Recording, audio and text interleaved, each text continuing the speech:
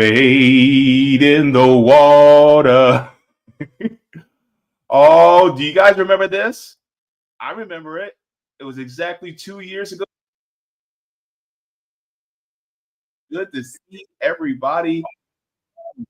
To all of you who are watching on the Jaybefaunt channel, it is going to be a good day. Just to let you guys know, the Jaybefaunt channel is also part of the Revolutionary Blackout Network, so you guys can find me there for the JB show on Sundays and the Savvy and JB show every single Thursday. If you guys have not already, go ahead and do the damn thing and go ahead and give a like to the stream as well as subscribe. Let's get this conversation going. So good to see all of you here joining me today. Also, if you guys have not already, if you guys would like to, you guys can also subscribe to my Substack at jaybefaunt.substack.com. Gives you email notifications whenever I go live, upload clips, or write any articles. And then if you guys have any questions that you guys want me to video react to, or any videos that you want me to react to, you guys can do that through QBounty at qbounty.com/Jaybefaunt. So good to see you over there. So guys, good. I want to say hello to all of you at once. But as always, whenever I have a guest, then I would like to be very respectful of their time. But what are we going to be getting into today? So we're going to get into it. Let's take a look at that thumbnail and let's take a look-see at what we got going on today. So we're going to be talking about a few things. Later in the show, I have a guest coming on, a very special guest. We're going to be talking about, well, Jerry Demings, the mayor of Orange County, signs an ICE agreement. So we're going to be discussing that here in Florida. And then towards the middle of the show, we're going to be discussing about Black women are losing jobs, a lot of jobs. And so we're going to have that very deep and important conversation because that needs to be had. But first, we're going to be discussing about reparations, about lineage or status-based reparations. We are going to be having discussions with reparations activist Nyhiem Way is going to be discussing that with us. So we're going to be going into our first one, which is Nyhiem Way, status or lineage-based. Which way should we go? I would love to welcome Mr. Nyhiem Way to the channel. Nice to have you. Good for you to be here. Peace. Thank you for having me. I'm glad to be here to give a breakdown from our understanding of what we call remedial justice and the things that we're working on to, ensure that our people receive this justice that we've been fighting for a long, long time. So thanks for having me. Thank you very much for coming on. So one of the things that I wanted to ask, because we went over the reparations argument many times over the show, right? We went over it here. I also, along with others on Revolutionary Blackout Network, which is a network I'm also part of, we've discussed this ad nauseum about why reparations are something that is owed, why it is still valid today, and why we must have reparations. So that argument has been done. One thing I would like to ask is the difference between status-based reparations and lineage-based reparations. What are the differences? What are the similarities? And why is one better than the other from a legal standpoint? If you can, for us, please. Well, we first got involved in the broader because I've been advocating for reparations for years. I have a track record of it. But when we got into the broader reparations fight, the terminology was lineage-based reparations.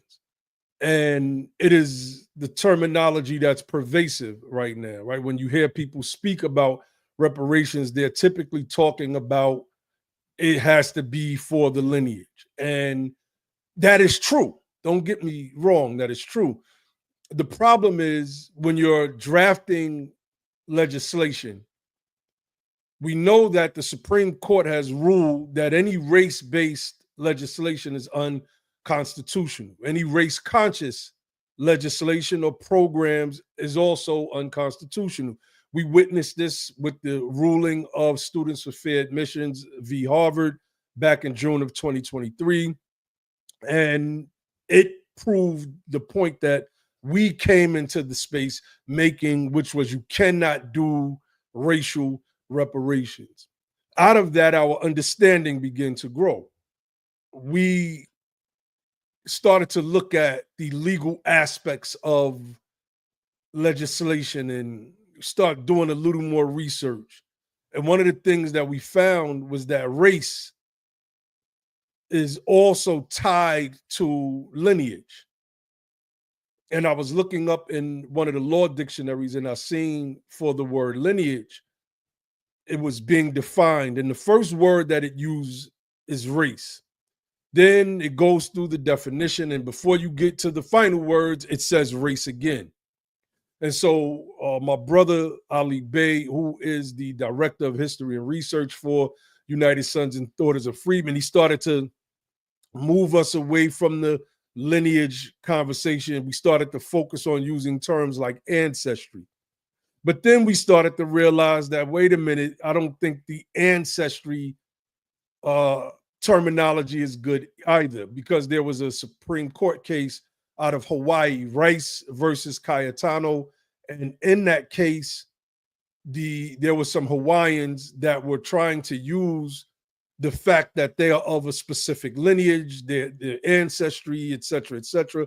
I don't know all the full details of the case, but the Supreme Court ultimately ruled that lineage or ancestry was in fact a proxy for race. And so we started a few years ago to move away from that language, and we started to craft language, some of which I can pull up in a few as this conversation goes along, some of the work that we've done, the actual legislation that we've drafted with our own hands, and, you know, just to get a broader understanding. But that's it in a nutshell.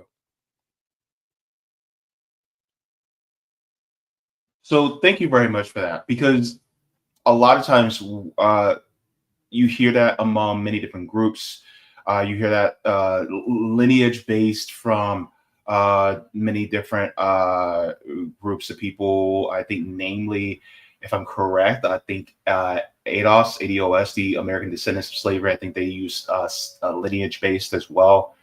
And so as far as the legal underpinnings, because if I'm correct, I think if you were to tie it to race, it would be a violation of the 14th Amendment. And so, protections clause, that's right. Yeah. And so it has to be through a status. If I'm trying to basically melt into my mind everything you just said, if it's based on a status, then that means it's just like, for instance, the people that are Japanese that were interned in World War II.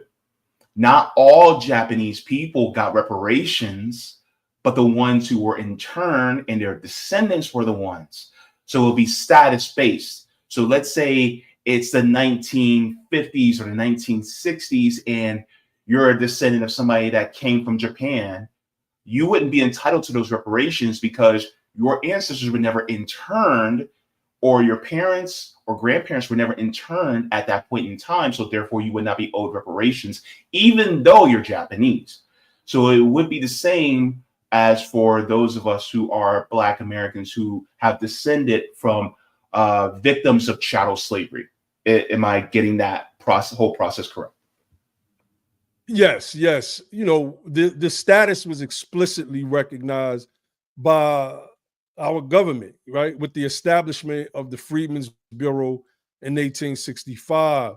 And this bureau, the legislation, all of that Freedmen legislation targeted emancipated persons based on their unique legal and, I guess one could say, economic disabilities, not their race. Senator Charles Sumner out of Massachusetts, one of the key architects of the Reconstruction era in general, he emphasized that we needed a Freedmen's Bureau, not because these people were Negroes, but because they were men who had been for generations despoiled their rights.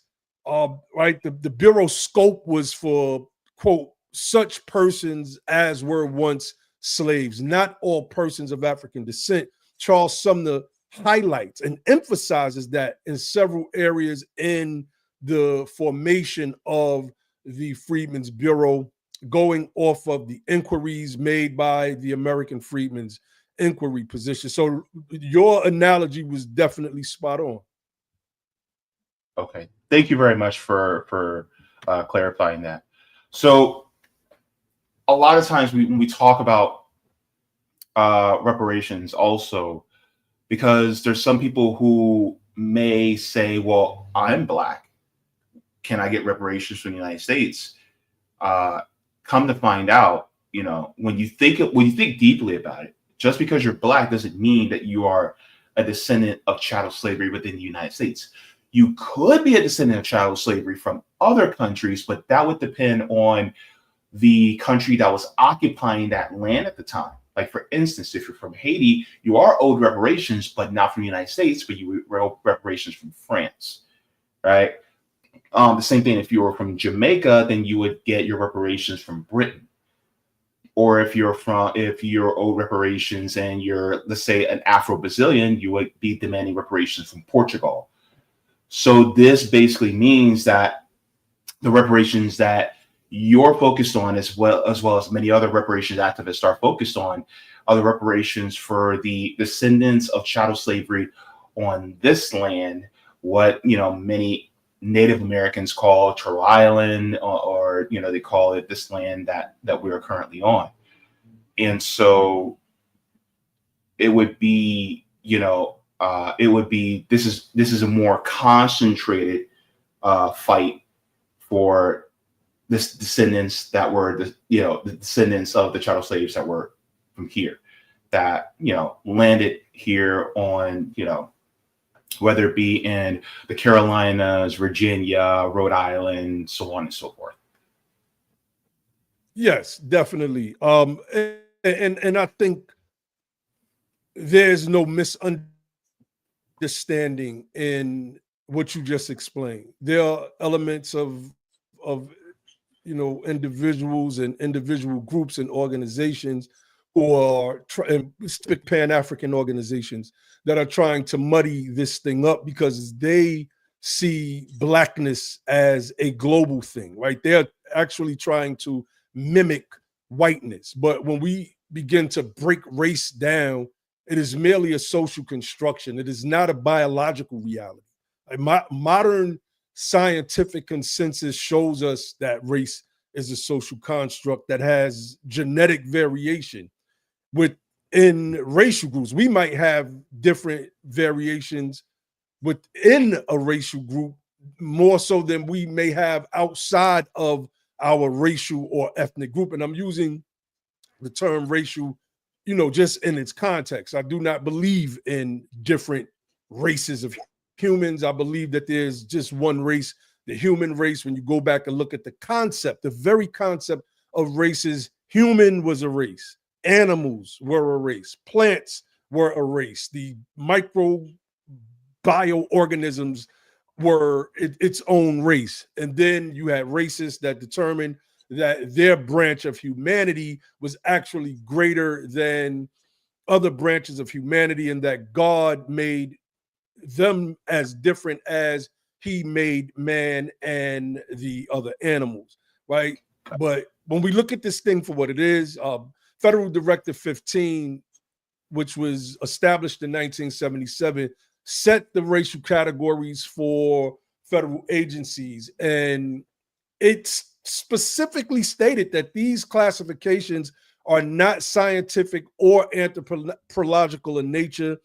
And the most important part of that memo was that it said that it should not determine eligibility into any federal program.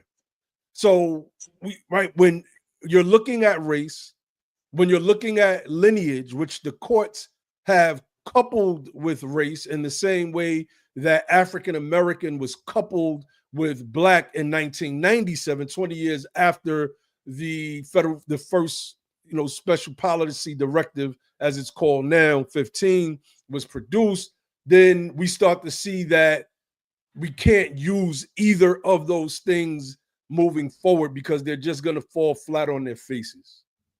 Yeah. Okay, so let's take a look at your website, because I wanted to talk about some of the things in your website as well. So I was looking at our agenda, which basically spells out exactly what you would like to do.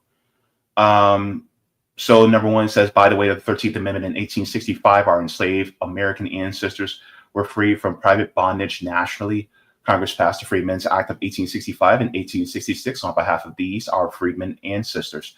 As our direct descendants, we demand to be recognized by the federal government, its Office of Management and Budget, and its federal directive as American freedmen. So that would be basically a further classification. And is it fair to say that saying freedmen, Black American, foundational Black American, there's another some other ones that they said that they would like the term American Negroes being brought back for the sake of reparations arguments. Could these be used interchangeably, or is there some incongruity in, I don't even know if that's actually a word, but there's any incongruence in using those words interchangeably? Well, I'm from the hood, so you could use incongruity with me when we having a discussion. But it's most of those terminologies are racial, right? If you say foundational Black American, you're still, and you tried to craft policy around using that, then it's still racial. Okay. If you say American descendants of slavery, for instance, slavery was an institution.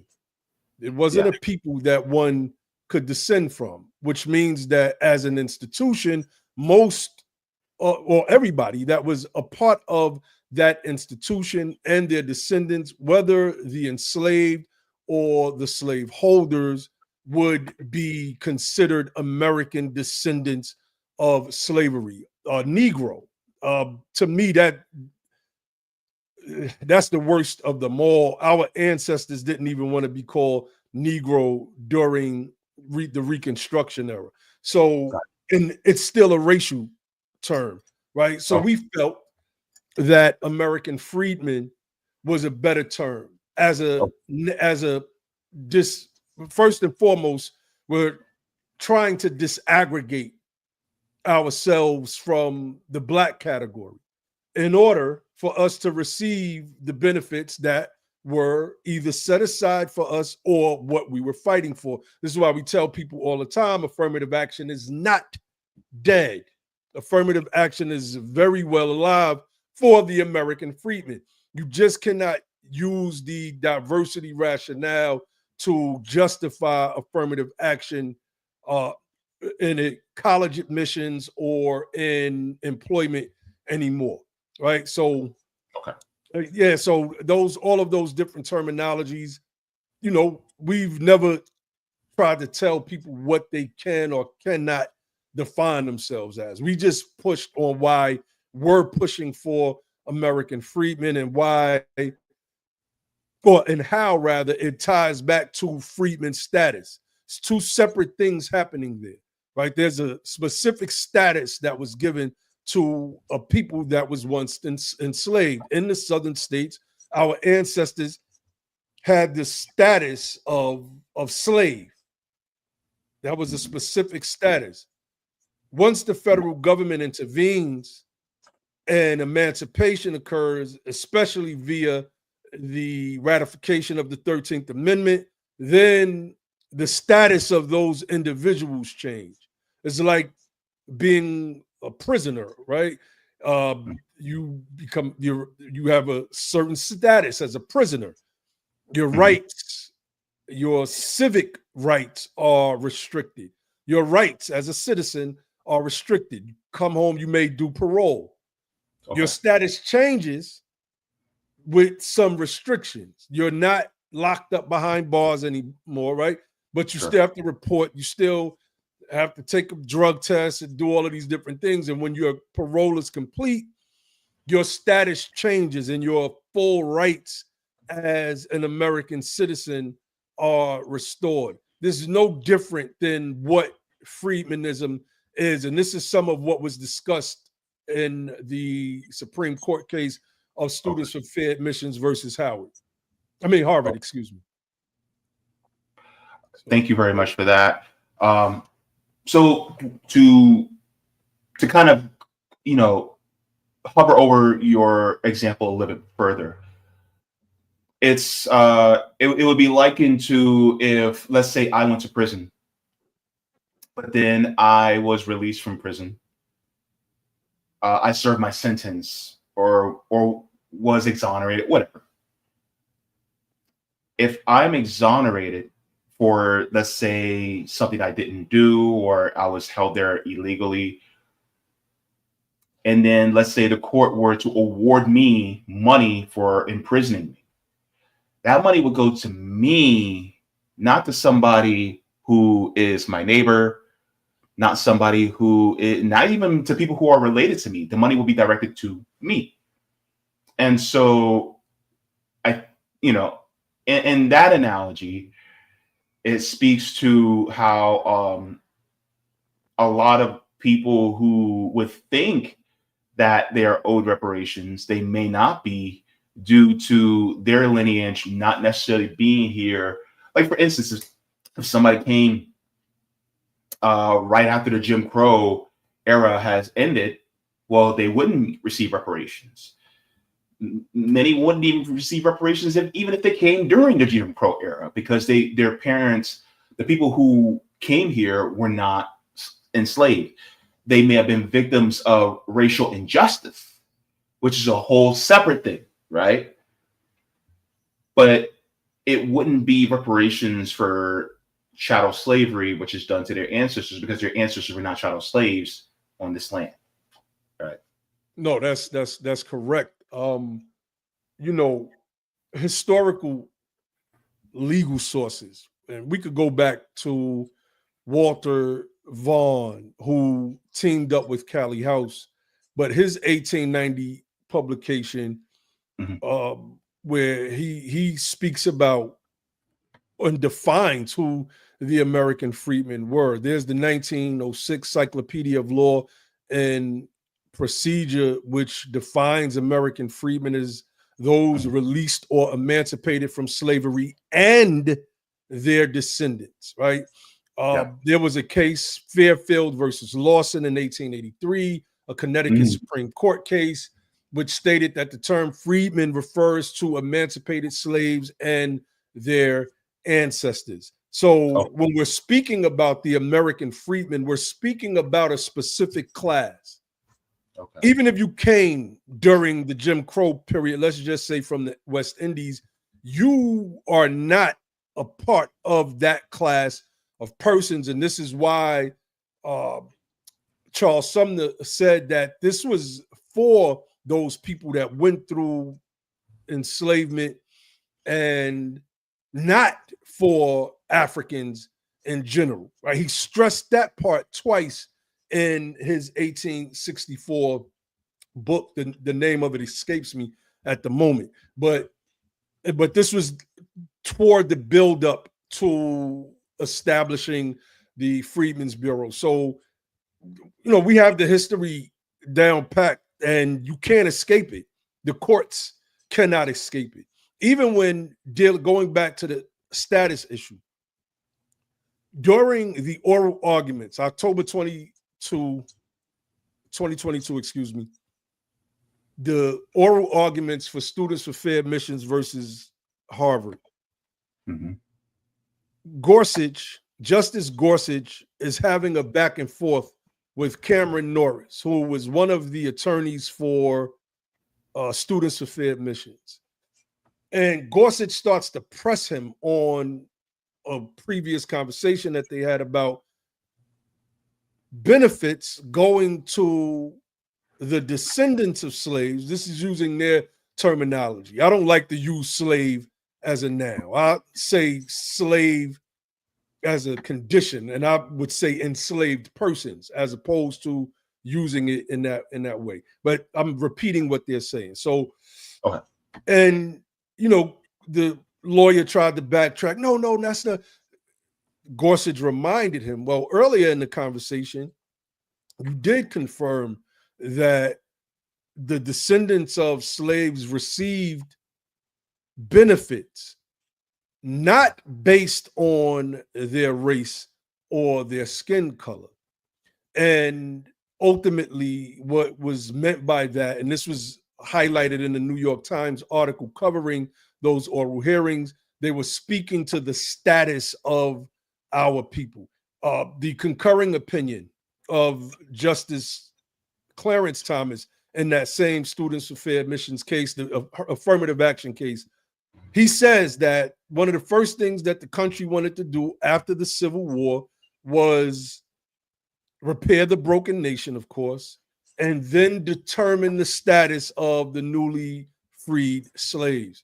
So, and that was a part of the debate between he, especially with Ketanji Brown Jackson, that freedmen was not a race conscious term, that freedmen was in fact a race neutral term. So we feel on our end that we have all of the components to push for true remedial justice for our people and withstand the challenge. We believe that it will not see a strict scrutiny test. There's 3 levels of scrutiny that the court applies to certain situations. Intermediate rational scrutiny. Well, no, excuse me. Intermediate scrutiny, rational scrutiny, and strict scrutiny. Those first 2 could be out of order, but strict scrutiny is the toughest. The government has to narrowly tailor legislation, policy. In order for it to go specifically to us, they would have to narrowly tailor it. You can't do that with the broader racial categories. And when you're reading the Supreme Court case, Gorsuch and what's the other justice? His name is escaping me right now. Kavanaugh?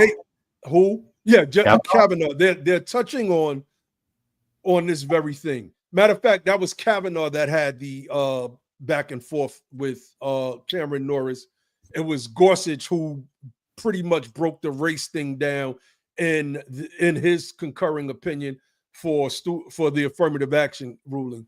So yeah, we believe that it will not reach a strict scrutiny test because we're dealing with, this is what we believe. We're not saying that we're lawyers, but we've studied this thing around the clock, and we believe that we have the best reparations plan moving forward out of all of those different groups that you've mentioned. Well, you actually sound like a lawyer, so thank you. I'm from the hood, so I always think I just sound straight like I'm from out the housing project. So, but thank you, I appreciate that. Hey, look, I'm gonna tell you this, and you probably know this too. Some of the people who know the law the most are some of the people who are from the hood. Well, that's true. They're trying to get that time back. If they've been in the pen, they know the law. They've been studying. That's a fact. Yeah, that is a fact. Yeah. But I want to thank you for that, because there was somebody in my comment section that actually was asking about this. It says, does a person have to be pure Black American to receive reparations? And I think this is involving people who are more on the mixed race side. Like if they are part freedmen and then they are part white, or maybe they're part freedmen and then they're part Black immigrant. That's actually a really good question, because I do have family members who are part freedmen, but at the same time, they are part white or they are part Black immigrant. So would this still apply to people who have one parent that's freedman and the other one that is not? Well, we've adopted a part of the criteria set forth by William Darity and A. Kirsten Mullen, that you have to have at least one ancestor that can be traced back to the slave labor camps in this country. They call them plantations. Plantation sounds rosy and sweet and nice to me. Yeah. So I call them what they were. Slave labor camps. And just to answer that question. Now, the courts call what we went through the badges and incidents of slavery, the things we went through after slavery. Those things still exist today.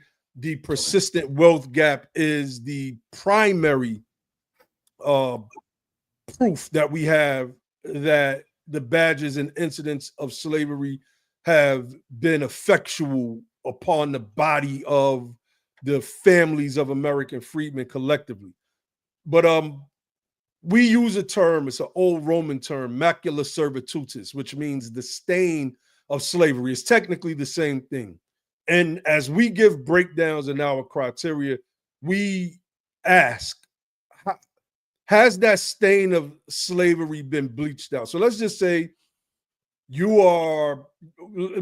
after our people were emancipated, and there was a brother, a black man, he married a white woman, and they had children. Now, this is a freedman, freshly emancipated, but he marries this white woman, and they have mixed children.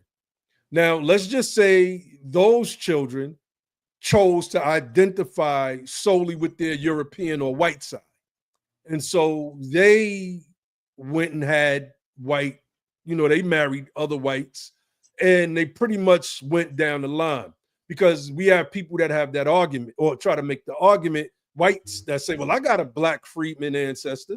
Am I eligible for reparations? No, because the stain of slavery has dissipated each time you mixed away from your freedman base. Your children's children lived a white life. They did not endure redlining. They did not endure racial housing covenants. They did not endure lynchings based on the color of their skin. They did not endure segregation. They were able to live a life based upon the social construct of whiteness. So, and I just wanted to add some clarity for that. If you have one ancestor, at least that's our criteria, that traces back to the slave labor slave labor camps in this country, you are qualified. A direct line. Okay. Yeah, because my cousin by marriage, she actually did our ancestry and got as far back as my fifth great grandfather. Fifth great grandfather was born in 1792 in Essex County, Virginia. There's a slave labor camp with my last name on it. There was none with the last name I have, Way, but the slave owner, that was his last name. He came from Europe. I believe the ship they came on was the William and Mary. I could be off on that. It's been a while. There's one of the white Ways from South Carolina broke the story down to me and told me that his great-great-great-great-great-grandfather was the ones that enslaved my ancestors, and that's how we got the name. Wow. Out of South Carolina. Yep. Ridgeville and Dorchester as well. Yep. Wow. So thank you very much for that. Because you mentioned the wealth gap, I want to share something as well. You referenced him earlier, Dr. Darity, William Darity. And so here he is with Nicole Hannah-Jones. I never actually got to watch this documentary because it's only on Hulu. And I said, screw that. I ain't getting no Hulu subscription just to watch one video. But this is key point I wanted to share when he's actually talking about the racial wealth gap. I want to show you this. You probably saw this already, but I just want for the audience to see this, and then we'll talk about it. Shout out to my man, Dr. D. Yeah, I actually want to get his book From Here to Equality. I really want to read that book. So definitely. All right, so let's go. Does marriage close the racial wealth gap for Black Americans? Apparently not. We know now that the average white family, that's a single parent family, has about 2 times the wealth of the average Black family that has 2 parents. So cross that off. Yeah. Does going to college close the racial wealth gap for Black Americans? Well, I'm definitely a fan of going to college, but it doesn't close the racial wealth gap. A Black head of household with a college degree has 2/3 of the net worth of a white head of household who never finished high school. Cross that off. Yeah. What about savings? Black people should just stop buying Jordans and save their money. And if they did that, if they saved all their money and were better savers, they could close the racial wealth gap. Right. So if Black people weren't so attracted to bling, we'd eliminate the racial wealth gap. Well, the evidence suggests that that's not true either. If anything, if we were to take into account the income of the household, Black households save as much as white households.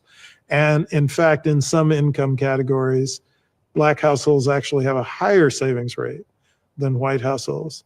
So if the actual facts don't back up this notion that Black people just need to change our behavior and we could eliminate the wealth gap between Black and white Americans, why are these myths so persistent?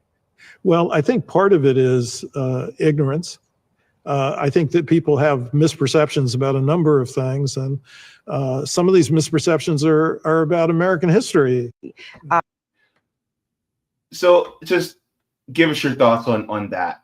Well, that comes from a paper that Darity actually co-authored with several other economists and social scholars, I guess is a proper way to identify them, called What We Get Wrong About Closing the Racial Wealth Gap. And they touch on 5 different points, and some of what Nikole Hannah-Jones is reading from her pad comes, those are questions that are directly being asked in that paper. It's a great paper. I urge everybody to read it, man, because it really destroys those myths. And, a lot of that type of information actually has not been circulating anymore in the reparations movement. A lot of people have gone a bunch of different ways, and they're not promoting the information due to issues that they have with people.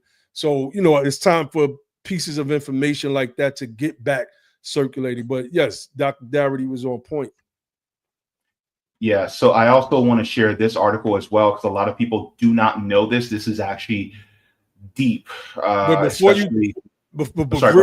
real brief. Mm-hmm. My brother Ali and I were on Nikole Hannah-Jones's thread. It's about a year and some change ago. So we were schooling her on this Freedmen thing. And if I was thinking, I would have sent you the clips prior.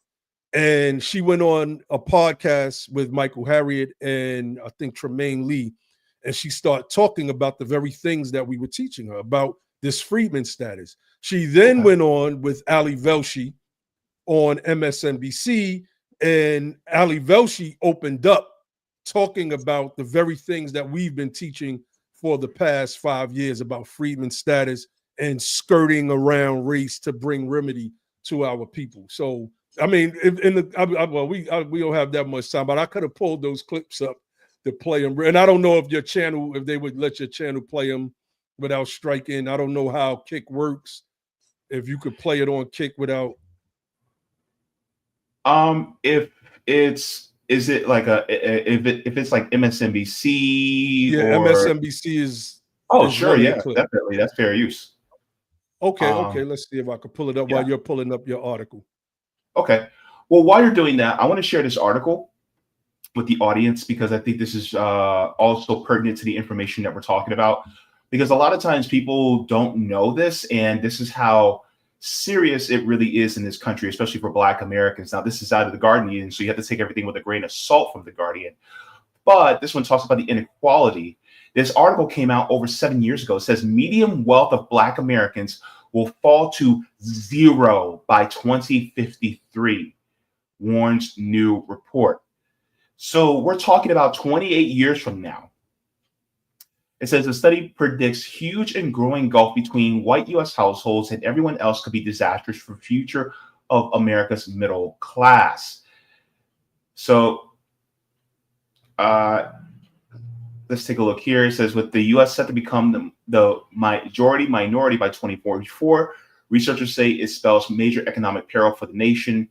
If the racial wealth divide continues to accelerate, the economic conditions of Black and Latino households will have an increasingly adverse impact on the economy writ large, because the majority of U.S. households will no longer have enough wealth to stake their claim in the middle class. So, when it comes to especially what we were denied basically within this country, we've inherited that generational debt, whereas many white Americans have inherited generational wealth over time, especially these large companies like Wells Fargo, Aetna. You have Columbia. We just found out Columbia University also had dealings with chattel slavery. Harvard University actually wanted them, and I reported on this a few weeks ago. Harvard University wanted a researcher to stop actually researching and finding more descendants of enslaved, because they said that they were finding too many slaves, and so they didn't want to find any more, because that meant that the transgressions against them and the dollar amount that they would have to put out in order to give reparations would be way too high, and then they end up firing the researcher. And so it shows how steep this reality really is, and how bad it is especially for American freedmen in this country, because we have been so abused by the white supremacist system that we have in this country. Yes, that article is one that we cite often, and it's a stark reminder that if we don't get our political house in order, that we are going to face, I mean, it's hard to even describe at this point. $0. We don't even know what the post-COVID numbers look like yet.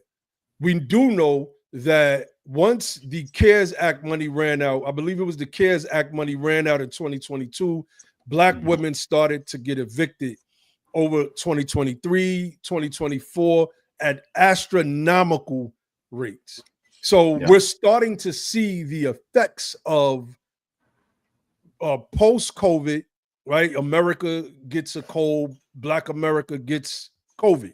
It's like it's worse than the flu. So if in the way that we mitigate this is by getting our collective political house in order. So my organization, United Sons and Daughters of Freedmen, and our other organization, the political arm of our organization, Be the Power, we are advocating for what we call the Back South strategy. Charles Blow wrote a book called The Devil You Know. We actually interviewed him on our platform. I urge everybody to get that book, The Devil You Know, and listen to my words here. We need to have voting majorities, non-coalition voting majorities in at least 9 southern states, right? And I don't want to name all 9, but I can, Georgia, Alabama, Mississippi, North Carolina, South Carolina. We need voting majority. We need 51%. This means that we're going to have to start a reverse migration process. And I know it sounds difficult, but if we are going to change anything about what's coming in that 2053 projection, we're going to have the political power. Tammy Duckworth and Macy Hirono, 2 Asian American senators, told Biden that if he didn't pass legislation for the Asian American Pacific Islanders, Biden just got into office, that when it came to nominate his justices and other appointments, they were going to sit on their hands. And you need these 2 votes. So my thing is, could you imagine if we had 2 senators, if we controlled Mississippi, we were to bring out 2 senators from Mississippi, 2 from Georgia, 2 from South Carolina, without just 2, and we're good. Imagine 4, imagine 8. So this is a part of our plan. It's on our agenda, on our website, usadof.org. I urge everybody to check out our websites. BeThePower.org is our other website. Look up our plan. We are moving our actual agenda. So one of the things that I will say is I tell, and me and my comrades at our RBN. By the way, my homegirl sister, Savvy Sab, she actually had Dr. Darity on her channel. Shout out to Sabby. She had us on a couple months back for our bill, me and my team. Oh yes, sister. Matter of fact, she was doing a break. We're cousins now. Okay. Yeah. She was doing a breakdown to one of my tweets a couple weeks ago. A tweet because I didn't like the language that Trump used when he said the 14th Amendment was for the children of slaves. That is horrible, horrible language. The 14th Amendment was for the freedmen and the children of freedmen, right? Yeah. Not slaves. You're trying to use slave as this like noun or this pronoun to describe certain individuals. No, we're not that. That was a condition that we were, unfortunately bound in, but that's not who we are. We are human beings, the first human beings that ever walked the planet Earth, actually. So respect our humanity.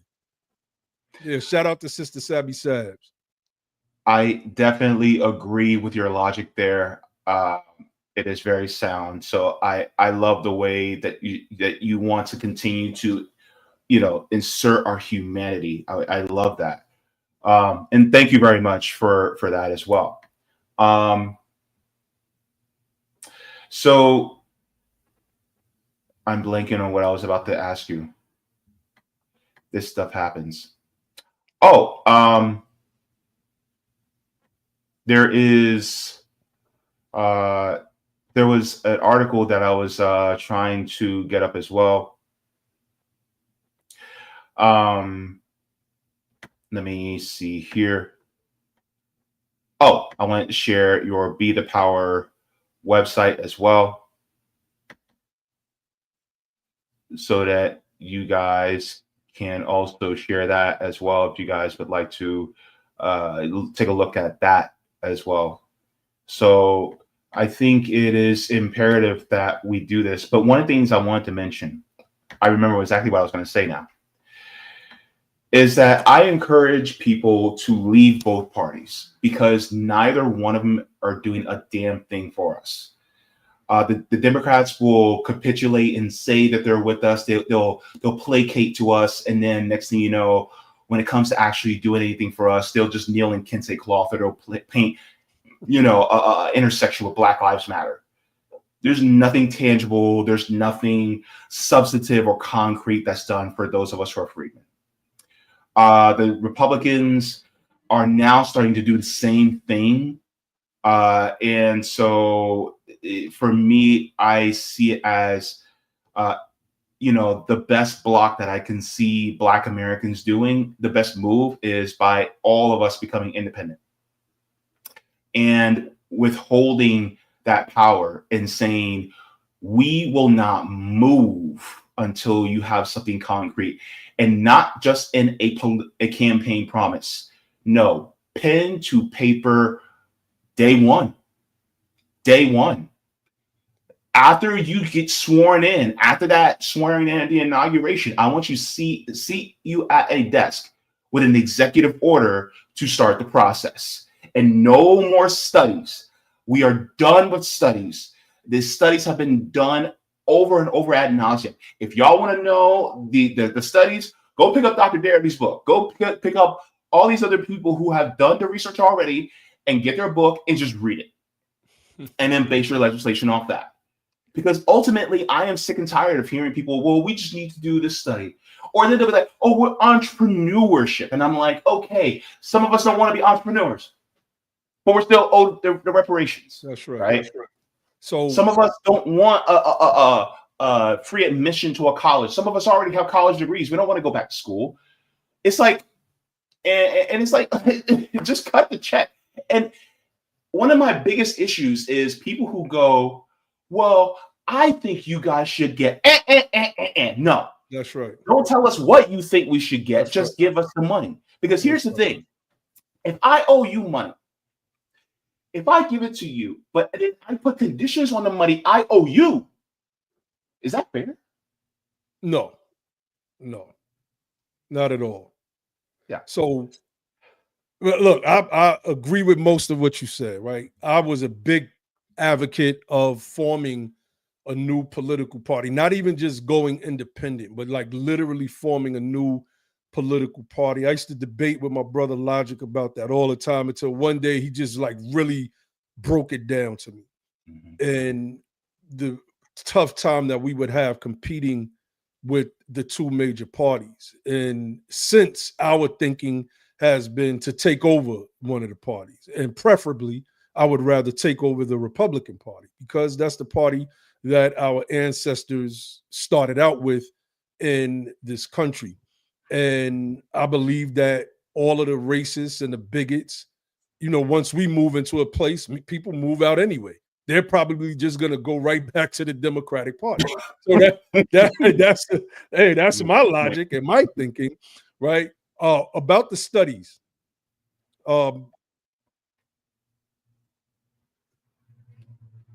We have to have a study. We have to have a study at the federal level. There has to be a reparation, and I get why people are saying what they're saying. Right? Go read. All you got to do is read Darrity's book, right? And because it contains a lot of what we need. But the reason why you do the study is there's budget constraints. There's a bunch of different elements that go into why you have to do this particular type of study, right? The cost of reparations for us could run into quadrillions collectively. You have your direct cash payment portion, which Darity, right? We go by those numbers between 17 and 19 $million. So that's about maybe $350,000 to $400,000 per person over a 10-year period, along with free education for those, like you said, that do want college degrees. How about free agricultural training for those that want to get back into the fields? Our people, we've been notorious for working fields our whole lives, not just as slaves, but going all the way back to the African continent, et cetera, et cetera, et cetera, right?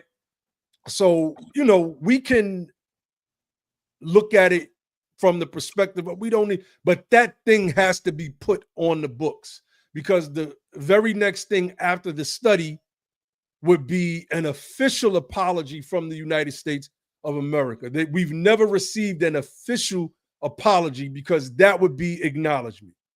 After acknowledgement comes redress. After redress comes closure. So yeah, I'm looking at that AI overview, and if I'm not mistaken, Darrity's number has been updated to around 17 million, and there's other economists, and I could be off on that. There's other economists who's not Thomas Kramer is not an actual economist, but he's one of those activist scholars that is heavily invested into I believe he's German, if I'm not mistaken, heavily invested in reparations for the American freedmen, and his number is 19 trillion. See, it sounds like such a large number that it causes the whites, the racist whites especially, and those from other countries that want to see us at the bottom rungs of the societal ladder to get their panties in a bunch. But when you break it down individually, right? So $400,000 over 10 years is only $40,000 a year per American freedman. You're not asking the United States of America to cut $19 million worth of funding in one fiscal, right, swipe or signature of the pen or press of the button. That's not what we're asking. We understand that if you put too much money into the economy, it causes inflation. Like, we've studied this thing. We've studied MMT, modern monetary theory. So the question of how can they pay for it, we've answered those questions as well. But a study has to be done. It absolutely has to be done. But I understand the sentiment on why people say that. Okay. So I slightly disagree, but we can disagree a little bit. And maybe I'm just being a little headstrong when it comes to this. That's cool. I get it. Yeah. But, as far as I was reading, it's I think the highest number I saw was $6 quadrillion when you take into account the money, and here's a funny thing. Just everything. Yeah. Mm-hmm. Here's a funny thing though. Back in 2020, March of 2020, when the market was crashing because of the pandemic, they convened, the House convened, as well as the Federal Reserve, Mm-hmm. and they dumped $4 trillion into the market. No problem. The Pentagon can't account for over 21 trillion. It's like, if you want your reparations, there you go, right there. That's or right. if you want to talk about money that we give to others, I mean, we could just stop giving money to Israel. We can stop giving money to Ukraine. That's right. We can stop giving subsidies to these big fossil fuel companies, which a lot of them are actually, causing racial, environmental hazards to us anyway, to a lot of us. All these big corporations that are harming us daily. Well, we can get our reparations from them. We can get our reparations from the endowments of especially a lot of these Ivy League schools that have something to do with, being a part of chattel slavery. We could also go to a lot of these companies like Wells Fargo and Aetna and many of these other ones and say, hey, we need our checks back from them too. And so when a lot of people who go, oh my God, you want us to pay that much? It's like, baby, you're already paying. We're just talking about redirecting the money. That's basically all we're talking about. Just redirect the money to the people who are owed. That's right. Because we don't owe Raytheon. We don't owe General Dynamics. You know what I mean? It's crazy when people, when you hear about we're about to spend $1 trillion on defense, and Black Americans or Freedmen. Can you share my screen real quick? Sure. I'll just while you're in the flow, I want to pull this up. This is something that we highlight on our platform all the time. Ooh, foreign aid. Can you send that to me? The world receives from I got you. And I sent you those links to the Nicole Hannah-Jones piece. I had to email them to you because I had to get them from my phone.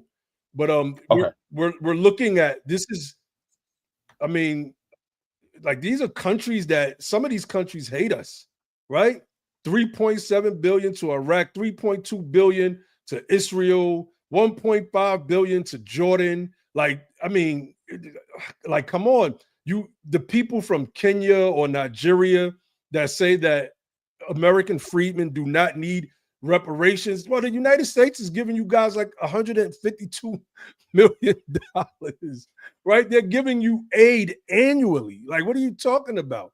You want to receive money from the U.S. and don't want us to receive money, right? So it's a bunch of bad arguments, man. But this is just one of the things that we talk about all the time. We talk about remittances. Let me see if I can pull that one up. And do I have that saved? Yep. Now check this one out.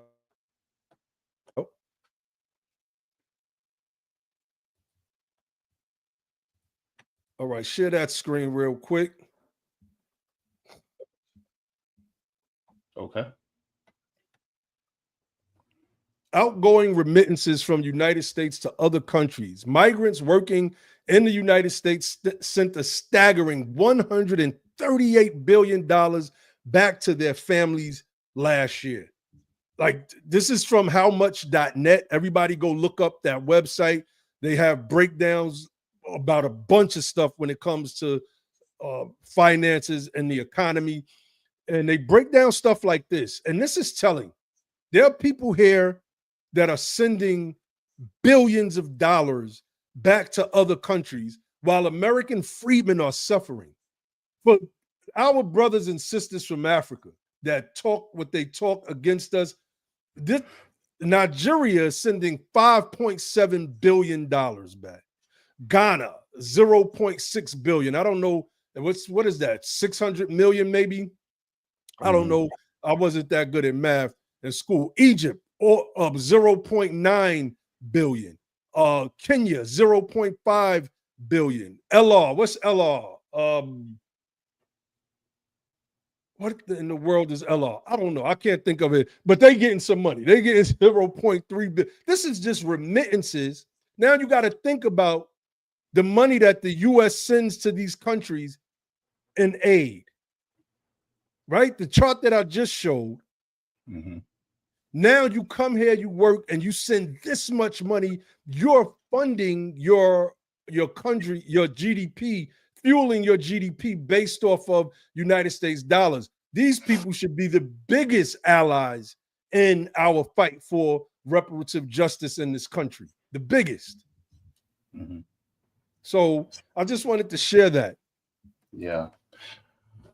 One thing I will say though is that there are some who, you know, have anti-Black American views, anti-Freedmen views. I don't think it's all. And so I think a lot of times the ones who have those views are the loudest ones in the room, but I don't know necessarily if they're the majority. But at the same time, it's, you know, if they have a solidarity with us, then it's like, yes, stand with us while we're fighting for this as well, because I think that's very important. Because, you know, like me personally, I want what's owed to us. But at the same time, if somebody from Haiti or somebody from Ghana or somebody from Burkina Faso, if they get their reparations, I'm happy for them and I stand with them if they get the reparations from places like France or Britain, because I think it's what's right, it's what's fair. And so I do think there are some that will stand with us, but the ones that say anything bad about us, I think they might be the minority, but they're the loudest. And that is what it pains me. And the fact that they're the loudest, I can't discount the feelings of freedmen who feel a certain way. And so this is why it's hard for me, because I look at the ones who are migrants who have anti-freedmen views, and I go, what are you doing? You're shooting yourself in the foot.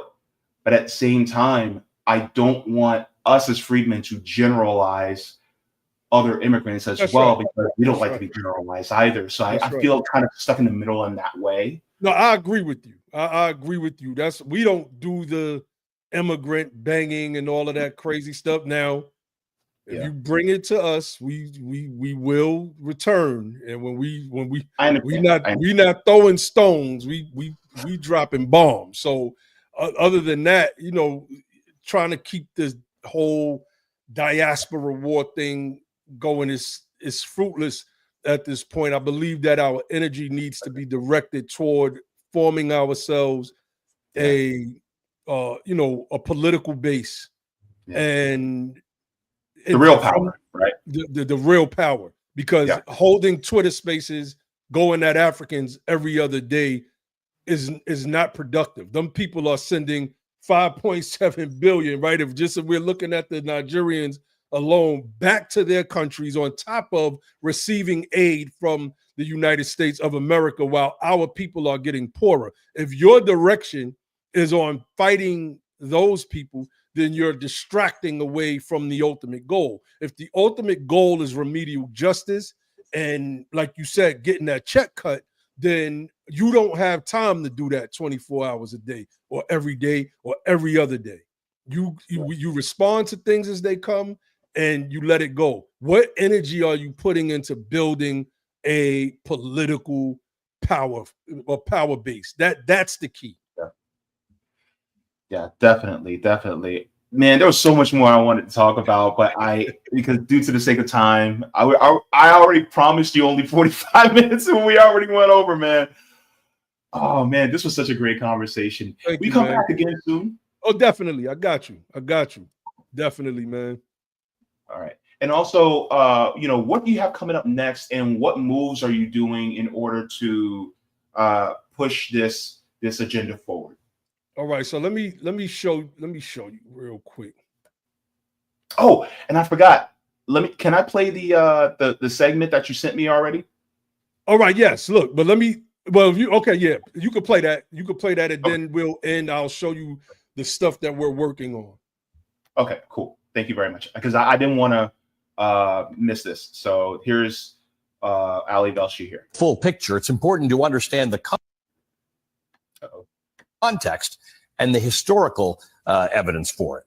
After the Civil War, Congress passed an act to establish the Freedmen's Bureau, which sought to provide resources to displaced Southerners, including recently freed Black Americans. Now, intrinsic in its foundation was the idea that after the abolition of slavery, it was the responsibility of Congress to right the wrongs of our nation's ugly past.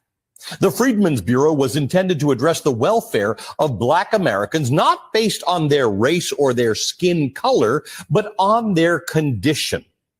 It is very much the language of reparation. Arguing is that we have to go back to what we did during the Freedmen's Bureau, which the Freedmen's Bureau's policies were not just about race. They were about alleviating the condition of people whose lineage meant their ancestors had been enslaved or they had been enslaved. And I think we have to go back to something like that. Affirmative action originally was not this kind of catch-all diversity program. As conceived, it was a program to help people whose ancestors had been enslaved come into all of the areas of American life where they had been excluded. So I'm arguing that we change our lexicon, that we focus on building programs for descendants of slavery, lineage-based programs. So that's one of them, but you can hear it. Like this is after me and my brother Ali went on her thread and schooled her up. And then there's another clip with Michael Harriet as well that I sent you. Okay. All right. Perfect. Let's take a look at that as well. Thank you very much for sending me these two. Oh man, you're welcome, man. Mm-hmm. Ooh, okay. I believe this is very educational for me too. So. Oh, definitely. Yeah. All right. So let's get here. They're saying, give us a Freedmen's Bureau. Oh. Right? Call us freedmen. Give us our own ethnic identity. I know I'm talking a lot. This is the last thing I'm going to say. Sorry. But I've tended to think about it the way we treat indigenous people, Native Americans, members of sovereign nations, right? They have an entire branch of the government called the Bureau of Indian Affairs. They get certain benefits. They have gotten some reparations, and they're treated differently not because of their race. This is not a racial designation. It's a designation about being part of a sovereign nation. I think we can do something similar with people who descend from slavery. Reenact the Freedmen's Bureau and treat us differently, not because we're African, but because of our lineage system. So you can hear in her language some of what I broke down to you earlier, right? The senator out of Massachusetts, Charles Sumner, talking about we need a Freedmen's Bureau, not because they're Negroes, but because they're men who have been for generations despoiled their rights, and not meaning to include generally people that came from Africa. It's just this particular class of individuals. The problem is trying to keep everybody on the same page. Everybody is so party centric that they're more so party first, and that becomes the problem. And they can't get past that. They just simply will not get past that. And so she took the information that was on the thread and she went and shared it. But now us collaborating to do something together, we don't align with the Democratic Party, right? And then I say that because we don't align with the Republican Party either. But we don't align, and they expect us to just automatically be in alignment with the Democratic Party. But that's just not how things are supposed to work. We are demanding something. And in that, we're not aligned with anybody except those that agree with the things that we are, that we're advocating for. So she spoke about the Freedmen's Bureau, because this is what we told her that we were building and what we were doing across the nation. This is our bill, written by the United Sons and Daughters of Freedmen, Bill H 4351. It's in the state of Massachusetts. It's submitted by Representative Fluka Reed. And it is to establish a Massachusetts agency of Freedmen Affairs. When you go back to our 12-point agenda on our website, usadof.org, you see that is the first point of our agenda. So what I'm saying is we not only have a plan, we're actually working that plan, right? So I'm gonna be brief because I know you have time. You know, we're supposed to only do 45 minutes. I just want to read this opening section. The Office of Freedmen Affairs, Section 1, the Commonwealth recognizes the unique needs of American freedmen, defined as descendants of persons emancipated from slavery in the United States. We're very specific with our language. It acknowledges their historical and ongoing marginalization and cultural erasure. This chapter establishes the Office of Freedmen Affairs, acknowledging the historical and ongoing marginalization and cultural erasure of American freedmen. This office will preserve their heritage, address ongoing inequities, and improve social determinants of health through targeted advocacy, policy recommendations, and resource allocation. This is the first of its kind legislation to be introduced. Those people that are the American freedmen, those people that are targeted by this legislation have a specific status that has been passed down from emancipated person all the way to us today. We've submitted this to their the Massachusetts Judiciary Committee. They poured over it. It took them weeks for them to come back with a big thumbs up and say, okay, let's move forward with this thing. We are truly, truly shaping this fight for remedial justice right now. All right. Thank you so very much for that. Look, you're doing the damn thing out there, and I hope that the success is overwhelming and soon, especially within our lifetimes. I got some gray on me, so hopefully not much more gray will happen. I got some too. They just all up here. My beard won't gray up for whatever reason. I'm trying to look my age, but you know, it's just nature is telling me to stay looking a little youthful for a little longer. You know, good black don't crack. That's what they say. That's what they say. That's what they say. You know, but yeah, man. Thank you for having me again, brother. Yeah, we could definitely do it another time. You know, this conversation is a conversation that one can talk about for hours. And the work of United Sons and Daughters of Freedmen. A shout out to my whole team. We and NB the Power, our political advocacy arm, we are just getting started, man. I mean, we are like, you talk about the tip of the iceberg analogy. What you see right now is really the tip of the iceberg. We have a lot more work. If you want to join our organization, go to usadof.org, click on that membership link.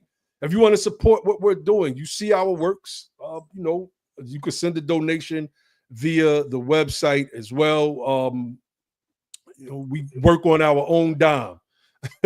Pretty much most of the work, even though we're a legitimate 501c3, most of the work that we've done as an organization has been on our own dime. So if you would like to support United Sons and Daughters of Freedmen, visit our website, usadof.org, hit that donate button, get that you know, that tax deductible donation in and help a good cause. Help a good cause. All right. Give them some reparations, y'all. That's right. That's right. Because we're only using it for the people anyway. So that's all we use. Like I said, most of the stuff that we've done has been on our own dime. And we've done some things. We've definitely done some work so far. And I always say, imagine when we finally get some money, what's gonna happen? Oh, it's a wrap. It's a wrap. So it ain't gonna be that episode. Oh man, you know, nah, we gonna keep everything copacetic and real, and you know, we gonna do the damn thing, man. Mm-hmm. All right. Thank you so very much to Mr. Nyhiem. Thank you very much. Don't be a stranger. Definitely. I'll see you on the interwebs. All right, definitely, man. Peace, and thank you again for having me. All right, you're very welcome. Take care. Bye-bye. Peace. All right, everybody. Thank you so very much to Nyhiem Way. Appreciate it. If you guys have not already, do it. y'all see it, go ahead, give a thumbs up. And what do you guys think about if you guys got a chance to take a look at the website, read some of what their demands are, and let me know what you agree with, what you don't agree with, what really resounds with you, what doesn't resound with you. Let me know, and especially in the comments, because this is an ongoing conversation that needs to happen. A lot of times, you have people who are just learning about the importance and the need for reparations for freedmen. And so some people are trying to figure out, well, how do we pay for it? And how is it going to be distributed? Things like that. Well, there's a lot of answers to those questions as well. I've had many different reparations activists on throughout, the last few years since I've had this channel. So, these are good questions to ask. And a lot of people who are very educated can also answer those questions for you too. So thank you very much again to Mr. Nyhiem Way as well. So let's get to some of the comments in the chat, and then we shall get to the rest of the show because I am a little over and I have 2 more segments to go. So while we're at it, let's do one thing before we get to that because, well, we got to thank patrons, right? We got to thank them first because, I mean, where would I be without them? So let's do that right now. So thank you so very much to the patrons. And here are the tiers. Yes, thank you to Mega Jaybefaunters, Super Duper Jaybefaunters, Super Jaybefaunters, Jaybefaunters. Then we have Comrades, Solidarity, and JB members. You better thank a JB member. All right, and thank you very much to brand new members, Dana Cooper and Eric Meyer, CO. I'm not sure if that's an abbreviation for Colorado, but thank you so very much to everybody for doing the damn thing and keeping the lights on here on this piece. Also, just to let you guys know, my channel is demonetized. So if you like to support the channel, you can support via Patreon or PayPal. So thank you very much as well to everybody. Everybody. Let's get to the comments in the chat. All right. So I'm going to start off and take a look at the Rumble chat. Actually,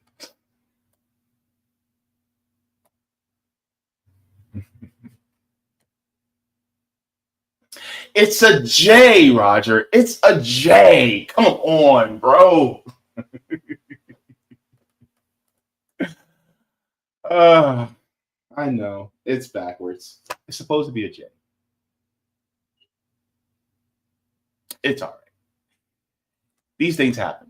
Anyway, let's say hello to the people in the chat and let's get into this. So, Edward says, what's up, JB? What's up, Edward? Good to see you.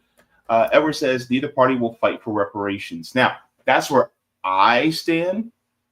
I do not think that either party will do so. You have to force their hand. And I say, in my personal opinion, to force their hand, you got to change the system. A revolution needs to happen. Because they're never going to do it. Because doing it will be a huge crack in the hull. And then it will signal to other marginalized groups, oh, wait, freedmen can do that? What can we do? Right? And then we're changing the country fundamentally because this system, the capitalist system, isn't doing a damn thing for us. Let's go to Jacqueline says, hey, JB. Hey, everyone. Good to see you, Jacqueline. Roger says, hey, JB, I got some questions in the DM for Nyhiem. I got to see like 1 or 2. I think I asked questions for 1 or 2 already.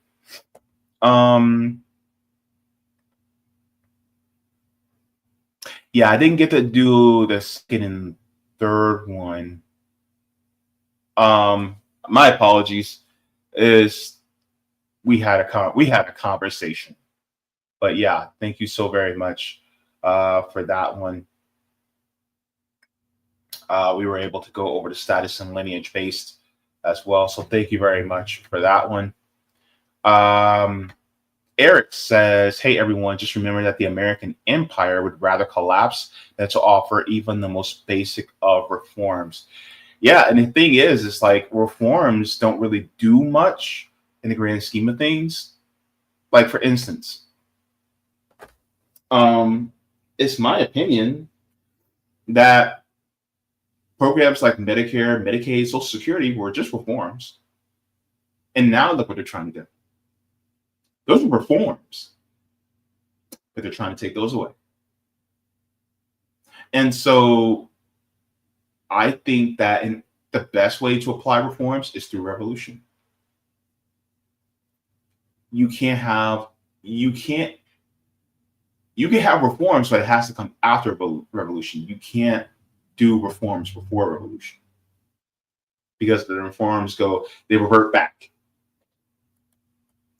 Zoe says, yo, I finally caught you live. It's been a minute. Good to see you, Zoe. Nice to have you in the chat. All right. Let me see something. Okay. He left the link on his way out. Yes, Nyhiem. Thank you. I'll put this in the chat for you, Roger, because I know Roger's he's a policy nerd, just like the rest of us. All right. We have Truth to Power says, peace to the family. Thank you very much, Truth to Power, and welcome to the channel. Nice to have you. Terry Hinton says, hello, JB, and chat. Thank you so very much. Good to see you, Terry. Zoe says, I'm curious about the descendants of American slavery that fled to the Caribbean, Latin America, Canada. Would they not be allowed to get reparations? I would think that if their descendants are from here, but then they moved, because they're basically expats. So let's say if you're a freedman, but you moved to China, or you moved to Germany, or you moved to Russia or France, I wouldn't see, like, for instance, if, oh my God, if the Tina Turner was still alive, right? She lived in Europe. If reparations was actually, done, cash reparations, she would be eligible. And because she's freedman, and then she would get it, even though she lived in Europe. So I don't think that the freedmen will have, if they moved to another state, as long as they still have that lineage based in here, I don't see why they wouldn't be able to get reparations if they moved to a different country. So even if they're, freedmen, but they decided to move to Kenya or Benin or Ghana or Nigeria, they're still freedmen and their descendants are still from here. So I'm gonna see why not. Thank you very much for that.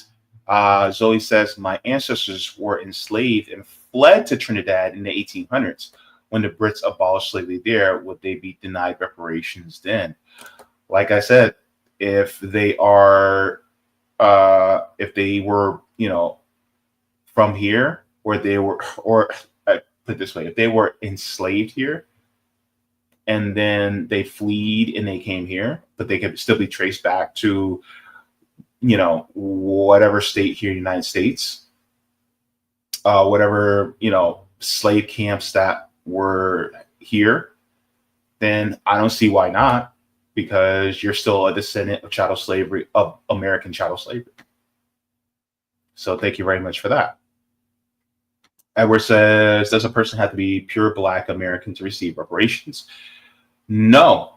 As long as they have one ancestor that is freedman, and they have, it is not necessarily intentional that they have continued to, try to wipe out the freedmen, because a lot of us freedmen have a European ancestor. but that doesn't disqualify us. You know what I mean? I know I have a European ancestor for reasons, but that doesn't disqualify me.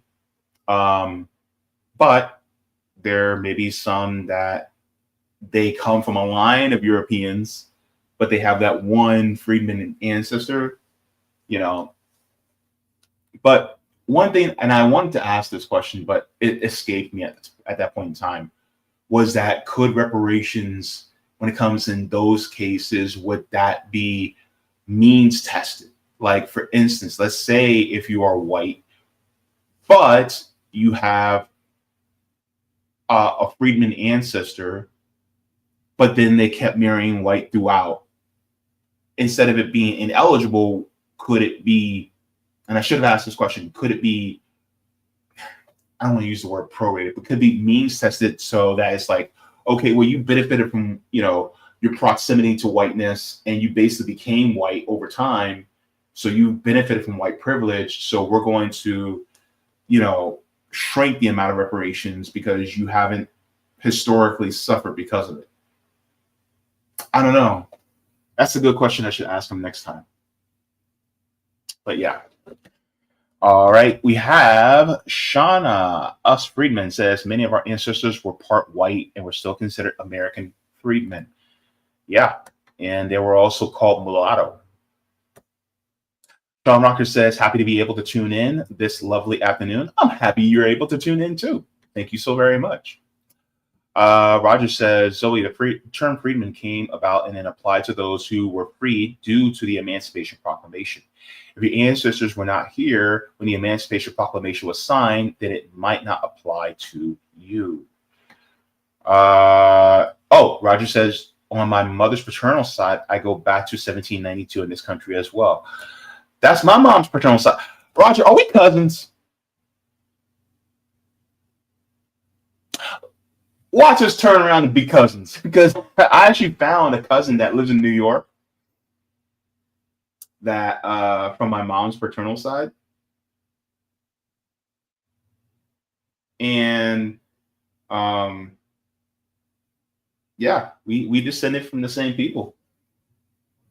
I don't know. Roger, you and I could be cousins. What a thing that would be. I would be that annoying cousin. Michael Pan, good to see you, Michael. Is why an official apology when Black American freedmen of chattel slavery are demanding cash payment reparations? I say, why not both? I think that's what Nyhiem was talking about. Give us both. It's like, give us the cash reparations and an apology. I think we should have both. I think we're owed both. Also, while we're at it, here's a couple of things I've been thinking about. Also, on top of that, anybody that is a descendant of freedmen should get Juneteenth off. Paid holiday. By law. Juneteenth, paid holiday, off. And if you decide that you want to work on Juneteenth, you get paid double. I said what I said. Also, while we're at it, here's another idea. Let me know if this jives with you for a second. While you're here, I hope you're still here, Michael Pan, but let me know if this jives with you. I think that along with reparations and cash payments, as well as programs on top of the cash payments, as well as the apology, I think that every single freedman should also get absolutely free a U.S. passport. How many Black American freedmen have a U.S. passport? Most of us don't. So just in case we want to travel abroad, or we kind of want to travel abroad and say, you know what, this country can kick rocks, I want to move to someplace else, they have that right. They can go and move if they want. Or if they just want to visit places abroad. I think that should be facilitated for free. I think that should be part of the reparations program. I think that should be the cherry on top. Do you agree? Do you disagree? Let me know. But I think we all should get free passports. Free passports. Oh, I forgot about this one. Roger says, JB, can you ask Nyhiem to give a final concrete definition of what status-based means? Oh, Joey Peltier, good to see you. He says, Article 6. Thank you so very much. Good to see you.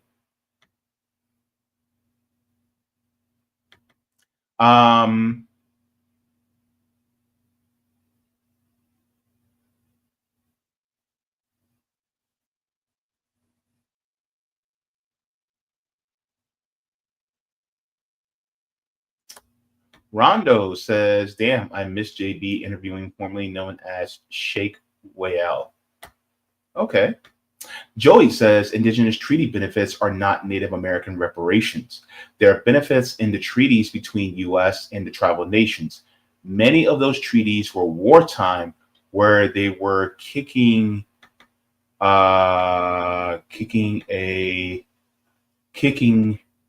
Native American reparations is the wealth made from the land, sciences, medicines, and resources made from our lands. It is the wealth lost from our missing boarding schools, children in war. Okay, thank you so very much. Yeah, Joey Peltier is Native American, and so this is also great. This is also great education for those of us when it comes to Native Americans.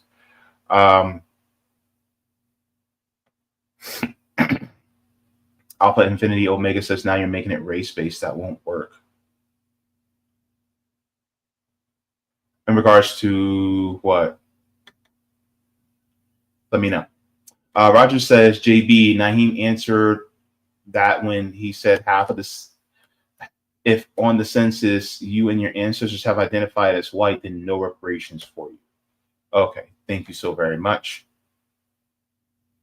Rondo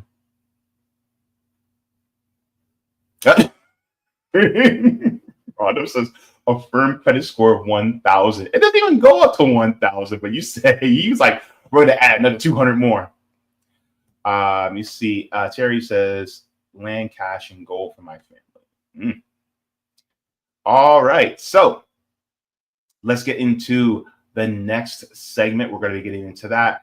This is actually going to be within the same vein of what we were talking about as regards to Black people within this country. We were talking about freedmen, but now we're going to expand it a little bit more to Black people, Black Americans, more specifically in this next one. So let's take a look at the thumbnail and let's get on with the next segment here. So we talked to Nyhiem Way about the lineage or status-based reparations and the explanation of that. So deeply appreciate that.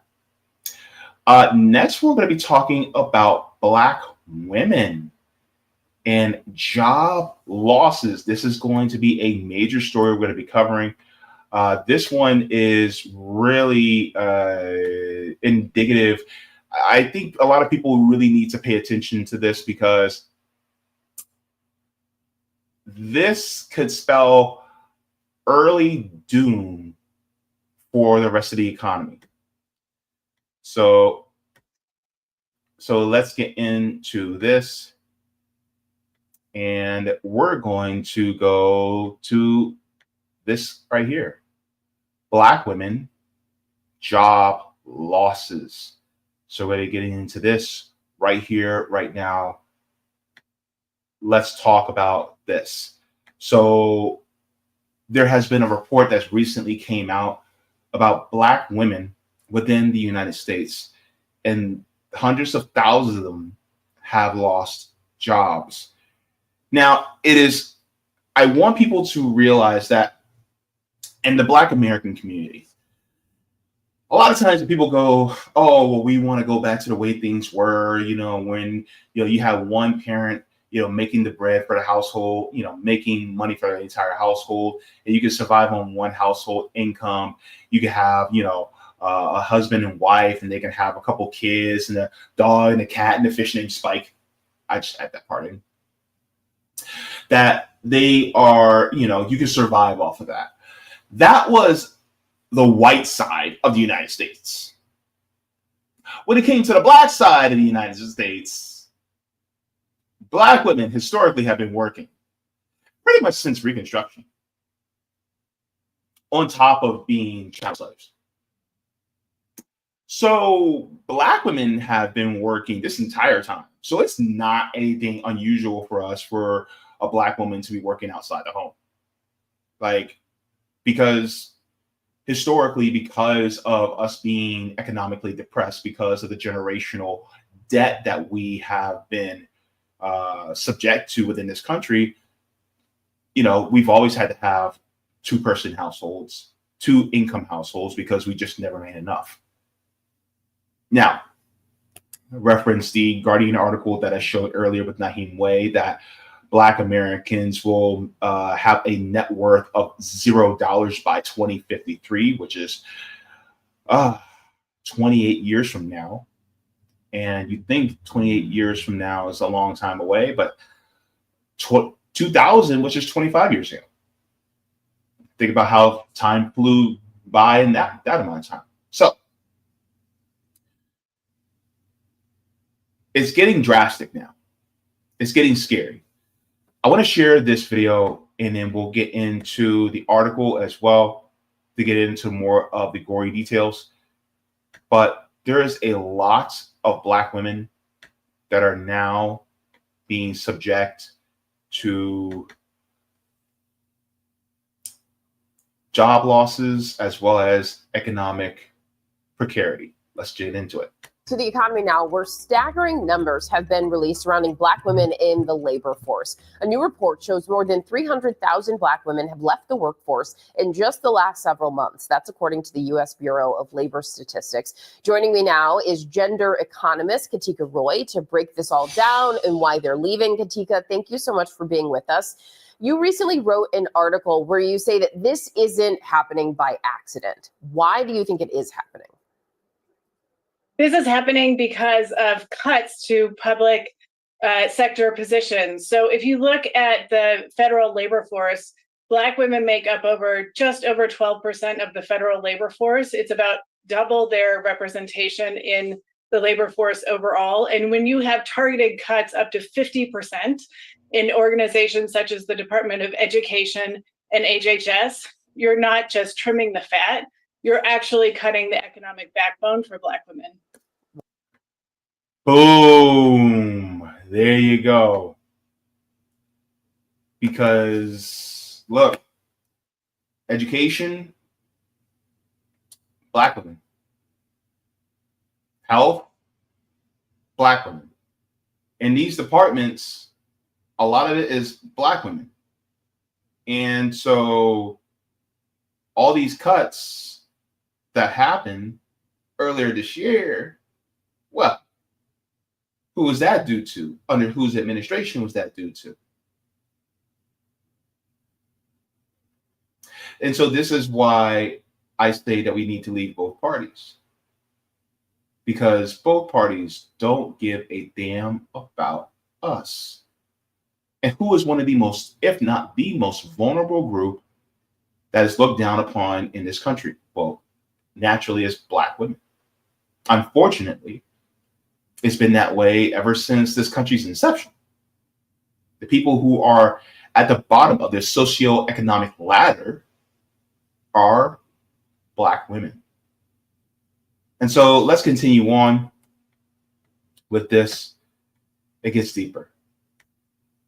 Wow. And so what are some of the spillover effects from all of this? Well, one of the things that we know is that there is a connection between women's labor force participation and GDP. So just Black women's labor force participation has dropped by just over 2% in the last 3 months. And that has sucked over $37 billion out of US GDP. So this is the economic cost of gender policy ignorance. This is really fascinating because do you think that most people are unaware of the actual impacts of things like this? Absolutely. So when we often think about women's issues or Black women's issues, we think of it as an over there problem. It's not. It's an everybody problem. When our economy grows, that has more jobs and more income for everyone. So we know, for instance, overall, that for every 1 percentage point that women leave the labor force, there's a $146 billion hit to GDP. Oh my gosh. And so we've talked about the consequences, but is there an upside to all?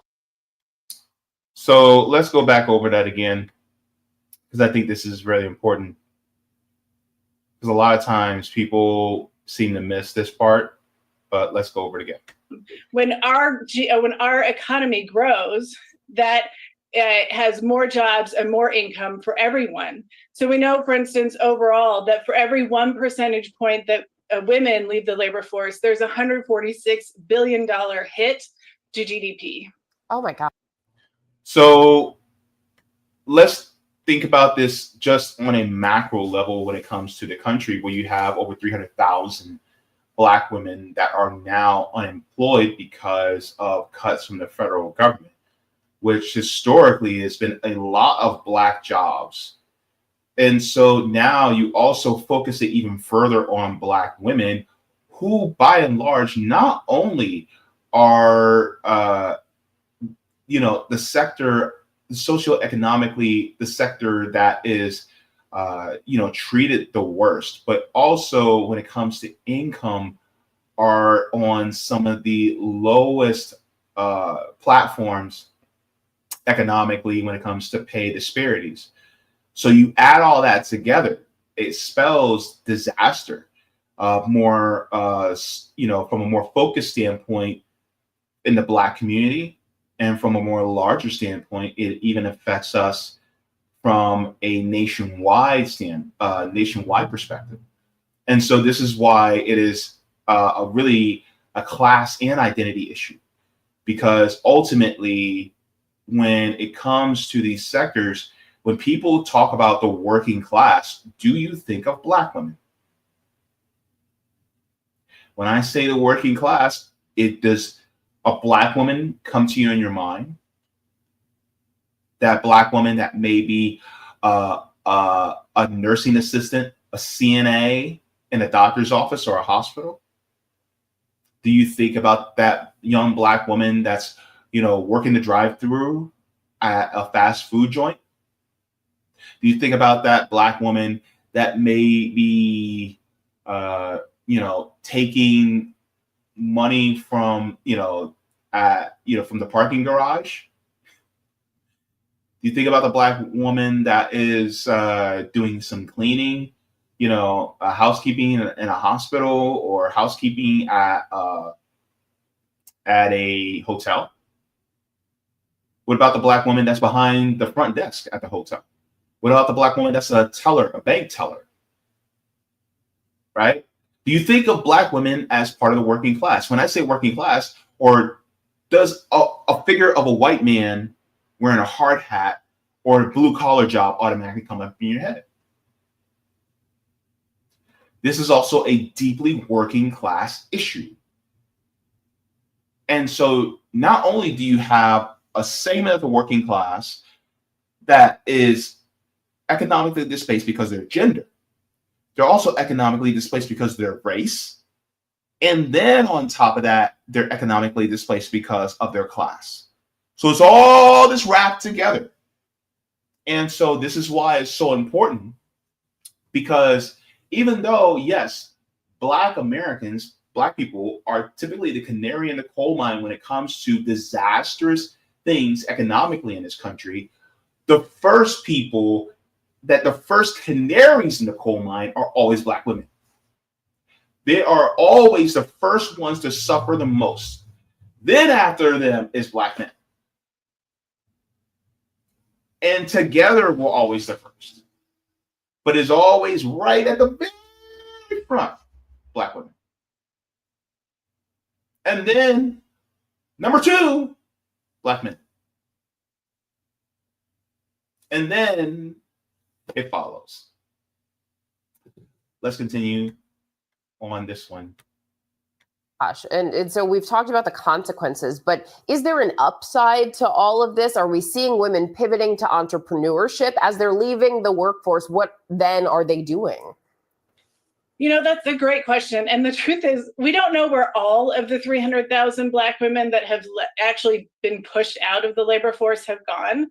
We know that some of them have gone into entrepreneurship, which is not only because of luxury, but it's actually because of survival. And this is really a testament to their resilience, but it also shows the rigidity in our traditional employment systems. Are there any other groups that we are seeing largely impacted in this way in the labor workforce? Not to this extent. So I track all of the data, as you can imagine, month over month by gender and race and ethnicity. And I started to see this trend about 3 months ago with this really precipitous drop in Black women out of the labor force. And this is a huge hit. And historically, just to give you a sense of the historical context, this is the first time in years that Black women's labor force participation has fallen below Latinas' labor force participation. So this is big, very big. Like I said, in large part, Black women have always worked. There wasn't a period in history where the majority of Black women were stay-at-home moms and they just, stayed at home and took care of the kids. No, because of us being constantly economically displaced as a people, we always had to have two-parent incomes or two people incomes in a household. It was never just one.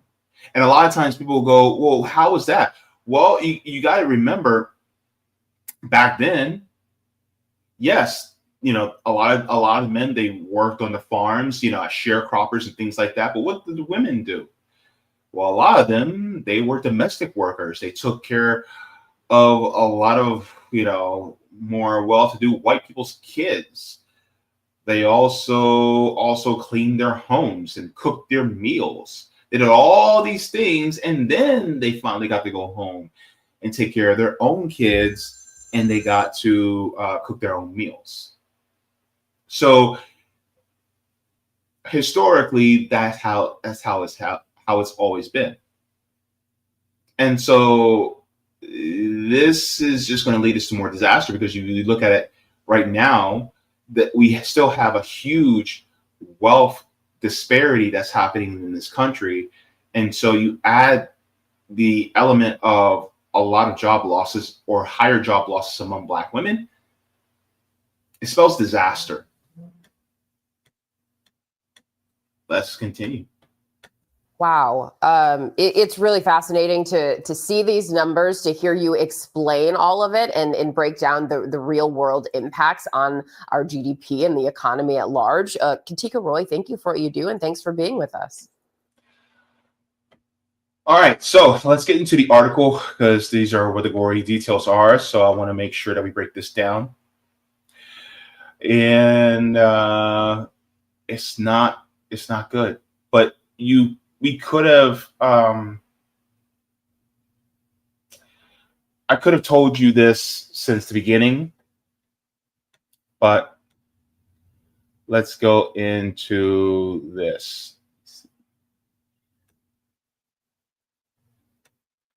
All right. So this is an article. It says 300,000 Black women have left the labor force in 3 months. It's not a coincidence. But it's funny how it's worded, right? 300,000 Black women left the labor force. It makes it sound like it's voluntary. It's not necessarily voluntary, in my opinion. Is it voluntary if you get laid off? Is it voluntary if you get fired? No. Of course not. But, of course, corporate media is going to corporate media. So that's why Those of us here in independent media are here to dissect. All right, let's get into it. For decades, the public sector has been a lifeline for Black women shut out of economic opportunity. It's no surprise that Trump's federal downsizing targeted them first, explains gender economist Katika Roy. So, says in just 3 months, nearly 300,000 Black women left the U.S. labor force.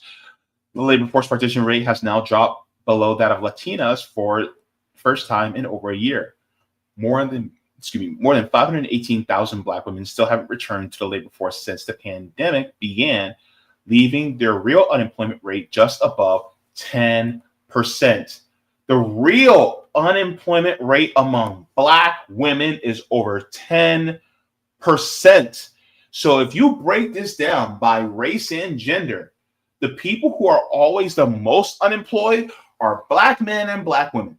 We are always at the top of the ladder. Why is that? I just had Nyhiem Way on talking about reparations. Why in the world are we constantly being economically displaced?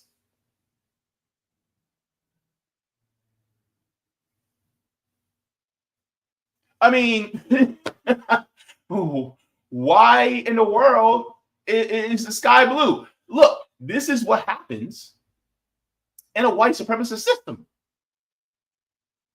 This is what happens. And of course, some people who are going to have these ideas that, you know, we live in a meritocratic system, like they're going to roll their eyes like, oh my goodness, here he goes on the woke language. And I'm like, yeah, I'm awake. I'm awake to the disparities that constantly happen. And this is how it happens. And the thing is, you can say, oh, they can pull themselves up by their bootstraps. A lot of them have. And guess what? Those boots got cut to pieces. Cut to pieces. And then guess what? Now you guys are, and then when they apply for things like unemployment insurance, when they apply for food stamps, when they apply for Medicaid, when they apply for all these things, then you want to shame them. You want to shame them and go, oh my goodness, you're a welfare queen. Meanwhile, most of the people who are on these programs are actually white. And so that it places a fear, it places a stigma on getting social welfare from the government, which really should be a normalized thing. It should be a safety net, should be a normalized thing. But unfortunately, because of white supremacy, because of racism, and yes, some people, they have these racist ideas. They may not consider themselves racist, but they hold some of these ideas. They hold some of these views. And so then they'll go, well, you haven't pulled yourself up by the bootstraps, when you don't think they tried. And by the way, while we're talking about it, this shows you that somebody like a Donald J. Trump does not give a damn about Black people, especially Black women. He don't care about us. And don't get me wrong, Biden doesn't either. But we're showing you two sides of the same coin. That when it comes to both parties, they will say whatever they can in order to get you to kiss their feet. But when the rubber meets the road, when the actions really matter, they don't do a damn thing. Look, I can tell you I love you all day of the week. But like my mama always told me, you can show me better than you can tell me. They ain't showing shit. Let's continue on.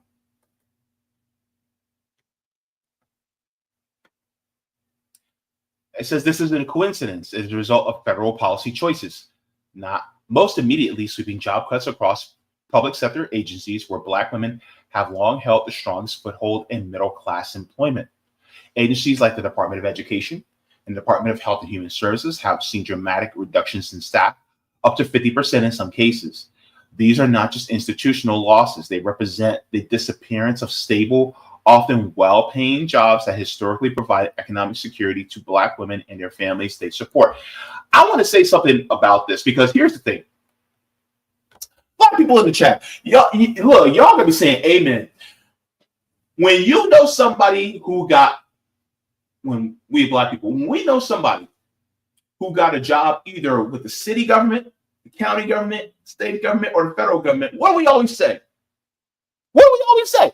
Oh, snap, you got a government job? Oh, that's good. That's longevity. That's benefits. That's good pay. Oh, you good. We have historically said, oh, snap, you get a job with the government? Oh, you set. You can stick with that job and you can retire. Retired. That's a fantasy now. Retire. Wouldn't that be nice? Wouldn't it be nice to actually save money? To have some money left over so that you could squirrel away into your savings account. Remember that? Oh, some of you young people, you guys don't know anything about that, but a savings account was a bank account that you actually could put money to and it save and it could accumulate. And even if you're lucky, you can get one of those savings accounts that actually accrues interest and it actually grows over time, meaning that it will actually have more money in it the longer it stays in. We used to have that back in the day, but we don't anymore. I wonder why. Could it be because the corporate parasites, the billionaires, and the owner class, they took things like that away? They squeezed it out of us so they can hoard all that wealth for themselves? Oh, you bet your ass they did. And who is usually the first to be harmed? Black women. Let's continue on. It says how we got here. The federal pullback says for decades, the public sector has served as a lifeline for Black women shut out of opportunity elsewhere in the economy. Black women make up over 12% of the federal workforce, almost double their share of the labor force overall. These roles offer not only pensions and benefits for more equitable pay than the private sector where wage gaps remain entrenched. Hang on. So here's the thing. I want you guys to realize the wealth disparity is worse in the private sector than it is in the public sector. The wealth disparity is worse in the private sector than it is in the public sector, meaning that these billionaires, corporate oligarchs, and parasites, they will apply white supremacy and anti-blackness even further because they're private companies. So because it's the federal government, because it's the public sector, well, they have to mind their P's and Q's just a little bit more. And so therefore, who had it better when it came to jobs? Women in the public sector. Because if they were in the private sector, they'd be making less. They may not have the pensions. They may only have the 401k, if that at all.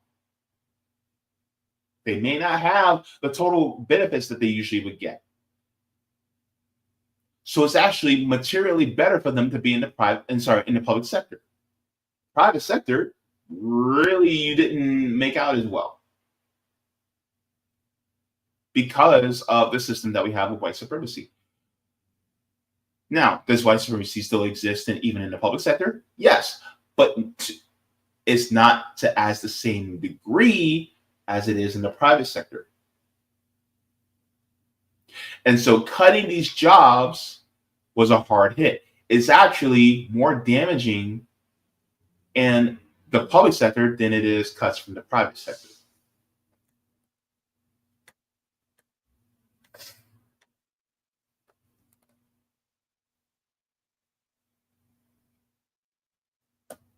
Says that infrastructure is now eroding at pace.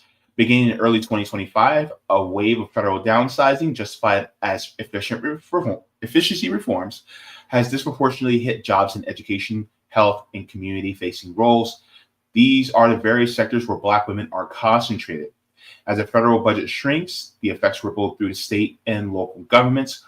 When public school funding dries up or health departments are hollowed out, it is often pink-collar jobs held by Black women that are first on the chopping block. And they talk about the EI dismantled. But here's the thing. let me say something about DEI.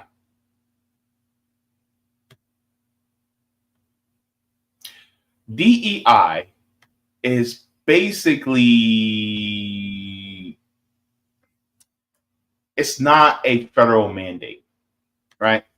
DEI is more of just a trend that happened. And the people who benefited most from DEI were actually white women.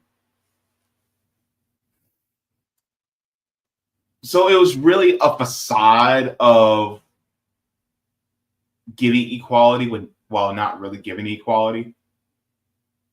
It was a facade of giving equity without not really giving equity. So therefore, this is why the whole DEI argument is it doesn't hold as much water as liberals say it does, right? Because Black women didn't really get upheld as much under DEI. It was more benefiting white women, just like affirmative action benefited white women more.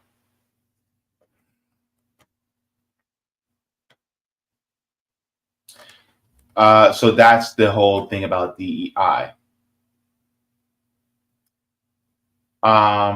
And then it talks about inflation and gender pricing. The current inflation rate for goods marketed to women like footwear and apparel is 177% higher on average than for those marketed to men. This isn't because women buy more, it's because gender is built into how prices are taxed and structured.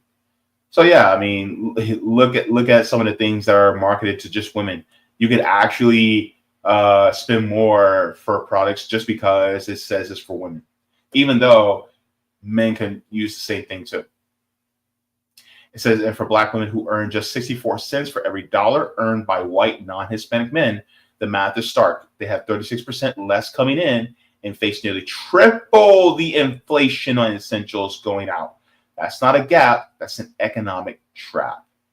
So it's all these different things combined that really make it especially tough for Black women within the working class. So I think this is something that is really alarm bells that are spelled for us, because this is the early signs that a downturn is about to become even more severe. The downturn, because the thing is that it doesn't start at Black women or start at Black people and then it stops with Black people. No. We're always the first, but then everybody else follows. Meaning, oh, next, Black men, oh boy, it's about to happen to us. If we see Black women losing all these jobs, guess who's next on the chopping block? It's our Black asses. After that, I'm telling you right now, to the brown brothers and sisters out there, the Latinos, the West Asians, people from like the Middle East, the Arabs, who you guys better watch out too. And then after that, then it's the white people. Well, Asians and then white people. I'm telling you right now, it's going to happen. It's going to be happening, coming in fast. And one of the people who has been sounding the alarm is Professor Woodward Wolf. He's been sounding the alarm. A downturn is coming. He said he doesn't know exactly when, he doesn't know exactly how, but it's coming. And now we're seeing it happen to Black women. And guess what? That's 300,000 jobs. It's 300,000 people, households, families that are no longer getting a more decent or steady income. And let's say they move to the private sector. Well, guess what? Not only are they going into the private sector and making less money, but now they also have to compete against other people in the private sector too. And because they have to compete with more people in the private sector, guess what goes down? Because more people are demanding, or not demanding, but more people are clamoring for those jobs. This is a gift to the parasite class, to the corporate oligarchs, because now more people are clamoring. So they'd say, hey, if you want this job, you're going to have to accept less pay. Because look, I got a whole bunch of other people that are willing to accept it for less. Hey, you got to take it at this price. You're not going to get anything better than this. Take it or leave it. And then, well, if you leave it, guess what? Then they're going to lower it down. And then that next person will probably take it. So instead of getting paid $35 an hour, well, it's like, you're going to have to accept 20. Oh, well, that's too, that's not enough. Well, I'll pass on you and I'll go to the next person who will take 20. You can't survive off of that. Too bad, so sad. Pull yourself up by your bootstraps. So that's the point. And this is why we talk about mutual aid and building dual power, because ultimately, when it comes to people who are economically displaced, people who are marginalized the most, we also have to make sure that we have solidarity with them. Do you have solidarity with people who are the most marginalized, the most economically displaced, the most demonized, right? And I'm not just talking about Black women.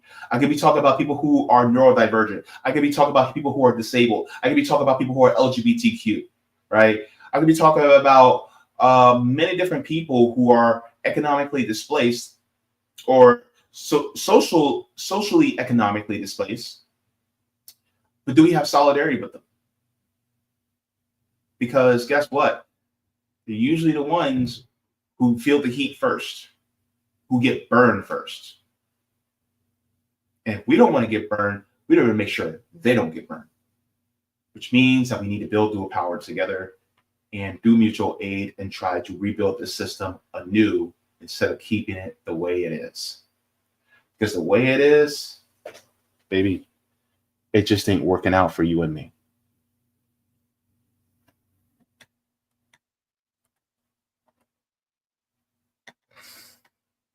Go ahead and like the stream. Thank you so very much to everybody. We're doing good on time. Let's get into the chat. I know y'all got some things to say. Let's get into it, y'all. All right. Woo.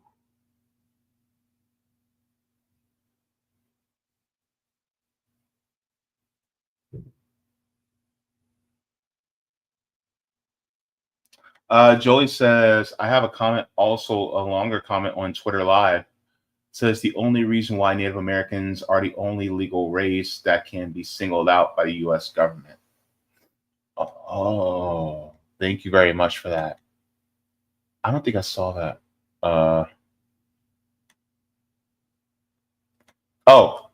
I posted a longer post on X Live on why Native nations are the only race that are constitutionally allowed to be singled out in legislation. I'll have to look for it. I don't think I saw that. I don't think I saw that.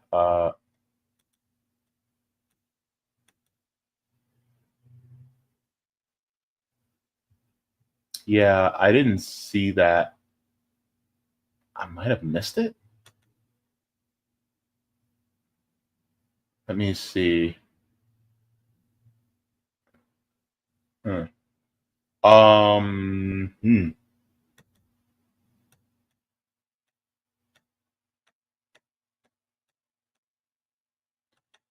I don't.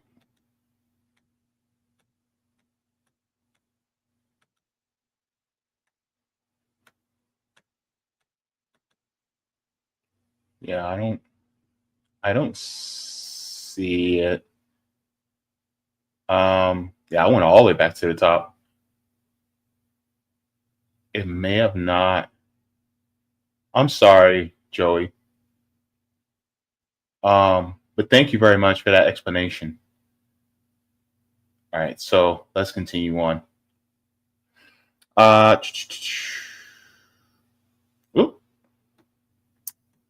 Rondo says, up until rather recently, Black women were the majority of the domestic service workforce in the American economy. I mean, I made a movie about it. They made a movie about it called The Help. Yeah. Michael Pan says, JB, what's your strategy for Black American freedmen on chattel slavery if they receive cash payment reparations? How do you go about starting work cooperatives in the Black American freedmen? All right. I'm not going to say too long in this answer, Michael Pan, but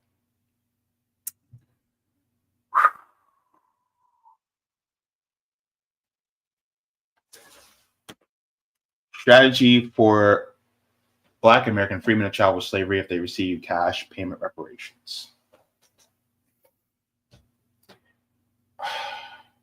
This is going to sound very pessimistic.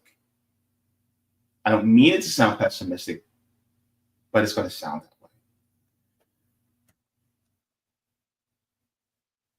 I think we should continue to fight for reparations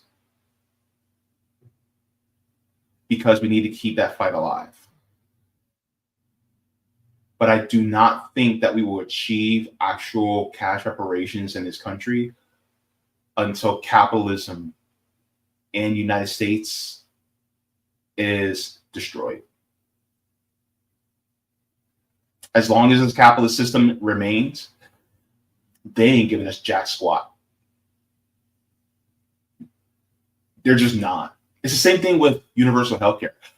I honestly do think that they won't give it to us as long as this system continues. That's why I say we need to destroy the system. But just like people who are fighting for universal healthcare, I say keep the fight going. You know what I mean? You know, reach for the stars, you might get the moon, right? I still say to reparations activists, keep fighting. But do I think it will happen within the system? I don't see it happening.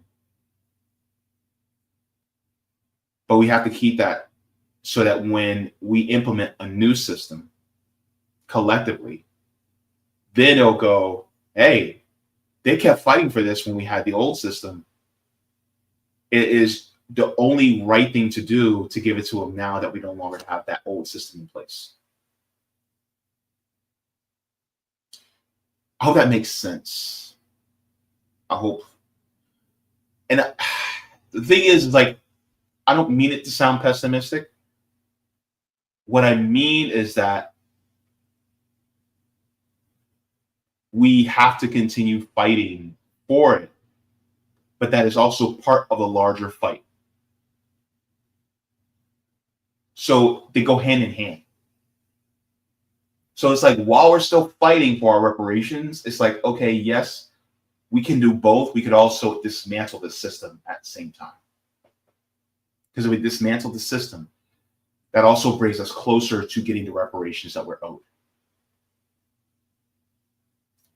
I want to be alive. I don't even want to be 50 by the time we get our reparations. And I got about 9 years left. I'm saying, we deserve it. We need it. We should have had it before I was born. We should have had it before my mama was born. We should have had it before my grandma was born. We should have had it before my great-grandmother was born. We should have had it before. We should have had it by 1865. By 1866, the 40 acres and the mule should have been paid out.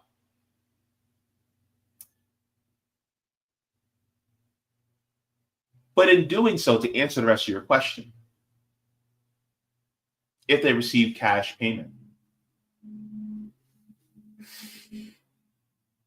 they do what they do.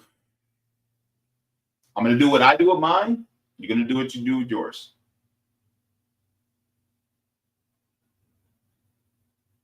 If they receive cash payment reparations, they're going to do what they do with theirs. I'm going to do what I do with mine. I can't tell them what to do with their their cash payment. That would be right of me. That would be improper of me to tell them how they should or advise them on how they should. If they want to spend it on things that they consider to be frivolous, they can spend it on that. You know what I mean? If they want to spend it on something that they think is worthwhile, they can spend it on that. But that's their right. It says, how do you go about starting worker cooperatives in Black American Freedmen?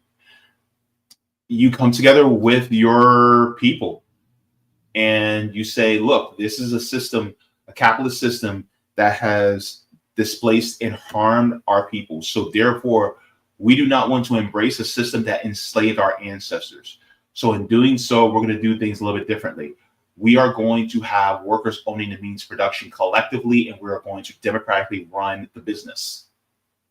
It's going to be through voting and consensus. That's how we're going to operate it. And then you get people who are like-minded in that way, and then you bring it together.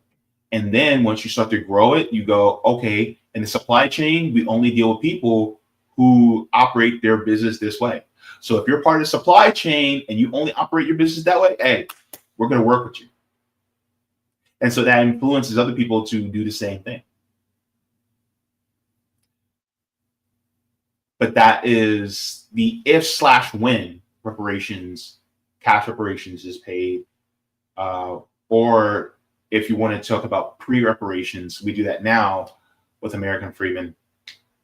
We start pushing the idea of stepping away from this capitalist system that has enslaved our ancestors and go into a different direction that is counter to that. Because while we, in good conscience, embrace a system that enslaved our ancestors, that exploited them for their labor, we wouldn't want to do that to our own people. We wouldn't want to do that to anybody else. For Black Americans, we should also have a never again type of mentality. Just like Jewish people have a never again mentality, we should have a never again mentality. And by Jewish people, I mean the anti-Zionist Jewish people. They have a never again mentality. We should have the same thing, a never again mentality for anyone.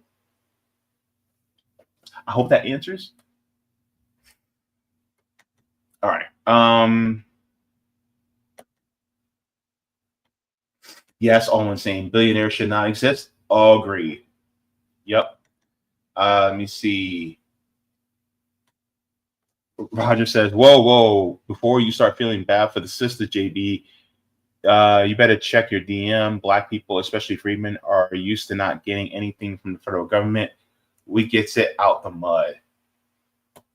Okay, so if I gotta be careful how long this is because my guest will be here in a few minutes. All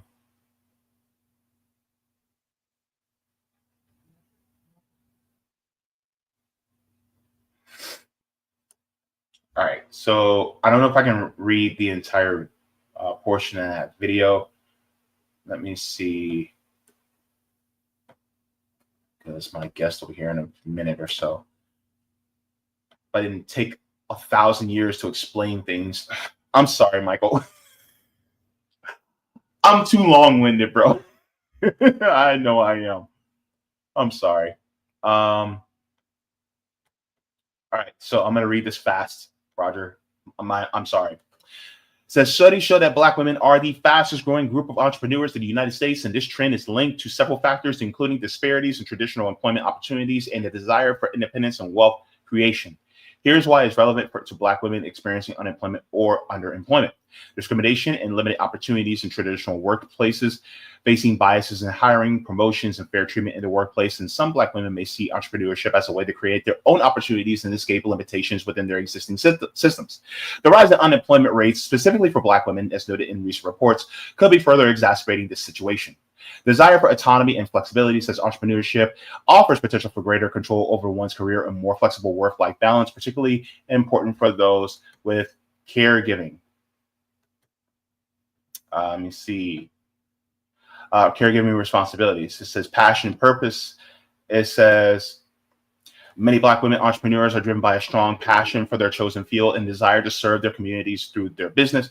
Building a legacy, starting with the businesses, can be a way to create financial stability and rebuild generational wealth in their families and communities. However, it's important to acknowledge the significant challenges Black women face in entrepreneurship. It says limit access to capital. It says Black women face disproportionate barriers in accessing funding, including loans and venture capital, with a higher reliance on self-funding and facing greater scrutiny in loan applications. Systemic bias and discrimination. Bias within the financial industry and the broader business world can complicate funding access and business growth opportunities for Black women and entrepreneurs. Socioeconomic factors, says existing wealth and income disparities can impact the ability of Black women to build and sustain businesses, make it more challenging to bootstrap and overcome financial hurdles. Difficulty in sustaining businesses, it says, despite the high rate of business initiation, a relatively smaller percentage of Black women-owned businesses survive beyond 5 years, often due to the types of industries they are concentrated in and the lack of funding access. It says, in essence, while Black women are increasingly turning to entrepreneurship, fueled by both the desire for opportunity, a reaction to the workplace inequities, they also face significant hurdles that highlight the need for economic changes and supportive ecosystems to foster long-term success. I think that's the end. Perfect. All right. So sorry I had to read that really fast, but so the funny part can be resolved with the commissioning of a state and municipal public banks to partner with local community banks in our community, as well as credit unions that we own, since they're more likely to get funding needed by our community banks than we own. I would also set up that public banks to incentivize the setup of a robust lending program at lower interest rates for those looking to start cooperatives as well. That's a good point. Now, the only problem you'll have there is that sometimes I'm trying to get a bunch of women to work together can either be disastrous as they get catty and the claws come out, or it can be very nurturing. Heaven or hell, knowing between. Don't come for me, ladies. Y'all have even admitted this yourselves, just saying. He says, in conclusion, it says a state public bank can reduce reliance on federal funding by generating revenue, lowering borrowing costs, and supporting local economies, potentially offsetting 5 to 20% of federal funds in opportunistic scenarios. However, complete independence is infeasible due to the scale of federal transfers, legal constraints, and state-specific economic realities. The exact impact depends on the state's size, economic strength, and the bank's operational success. For further details, states considering this should study the B&D model for the Bank of North Dakota model for explore feasibility studies like those conducted in California, which was AB 857 passed in 2019, enabling public banking frameworks.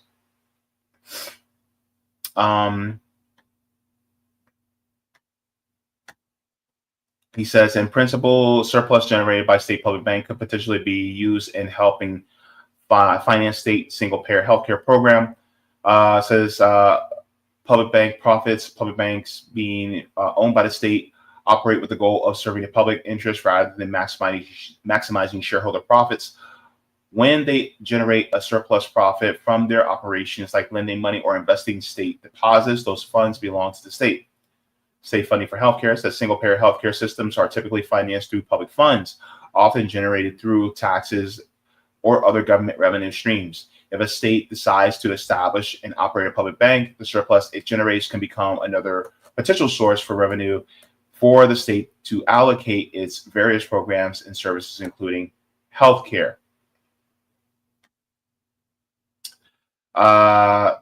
So it says, however, several important factors need to be considered. It talks about legislation and regulations. It says states considering such approach would need to establish legal frameworks that allow for the creation and operation of a public bank and explicitly define how its profits could be used. This regulation would need to be addressed by the bank's mission, governance, investment policies, and how many surplus would be distributed or reinvested with the state. The financial stability and risk management. Public banks are, like any financial institution, carry inherent risks. Before diverting funds to other programs, the state would need to ensure the bank's financial stability and establish sound risk management practices to protect the principal investment and ensure long-term sustainability. So let me read this final part because I really have to get going. It says, I already said this to Heartlands Media. for some information about my type of candidate running for office, gubernatorial office, specifically in Ohio. He is running under the policy of no party banner. I'll send you his stuff later. We need to start interviewing no party, independent, and unaffiliated candidates. I reached out to improve his platform and give him some strategy advice, change thoughts in the states, and how you could overthrow the capitalist system. Also, make sure you read what I gave you about the tax initiative that you can get together with maybe the young lady you had on last week, maybe Jen Perlman and others. So thank you very much for that, Roger. Okay. And guest is not here yet.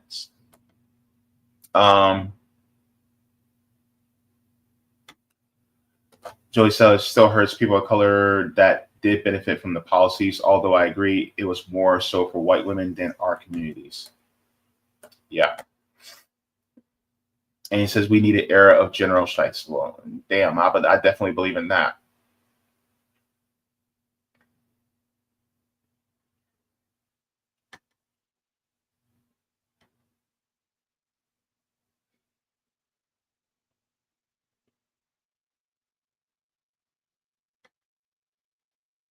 Jacqueline says, how much does it cost to get a passport in the U.S.?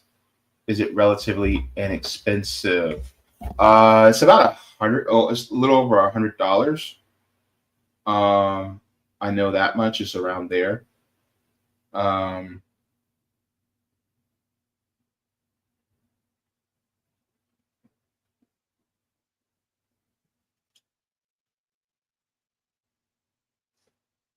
So it's around there, but how many of us have $100 to be able to spend? Like, it's not easy for a lot of us.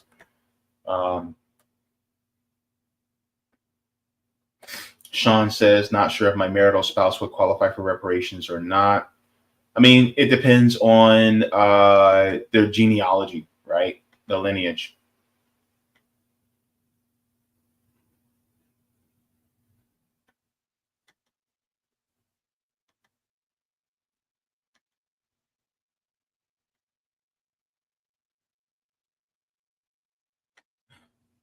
Hemp car from the Rumble side says Zionists have a one more time mentality. Ugh, tell me about it.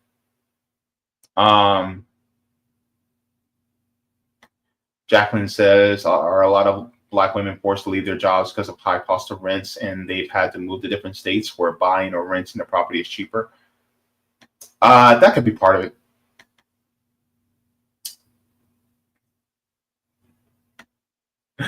Joey Peltier says, I love public banking. Don't get me started. I am from North Dakota. Oh. He says, we got the Bank of North Dakota under the Communist Aligned Party called the Nonpartisan League. Ooh. Do tell, Joey. Roger says, when workers own companies, the means of production, distribution, supply chains, and manufacturing, and there's no need to strike because we own the economy. That is very true. I'm just waiting for my guest to come in.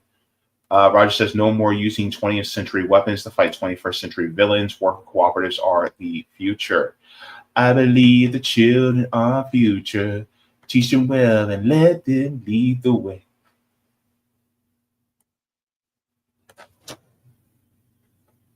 I'm sorry, I'm not going to sing no more because I don't want to make you guys' ears bleed.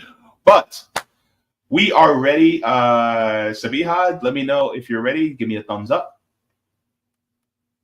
All right, so we are ready for our next segment. We're going to get into, guys, I want you guys to be prepared for this one. We're going to be talking about this because this is, if you live in Orange County, Florida, this is not going to be good. It's not good. It's not good at all.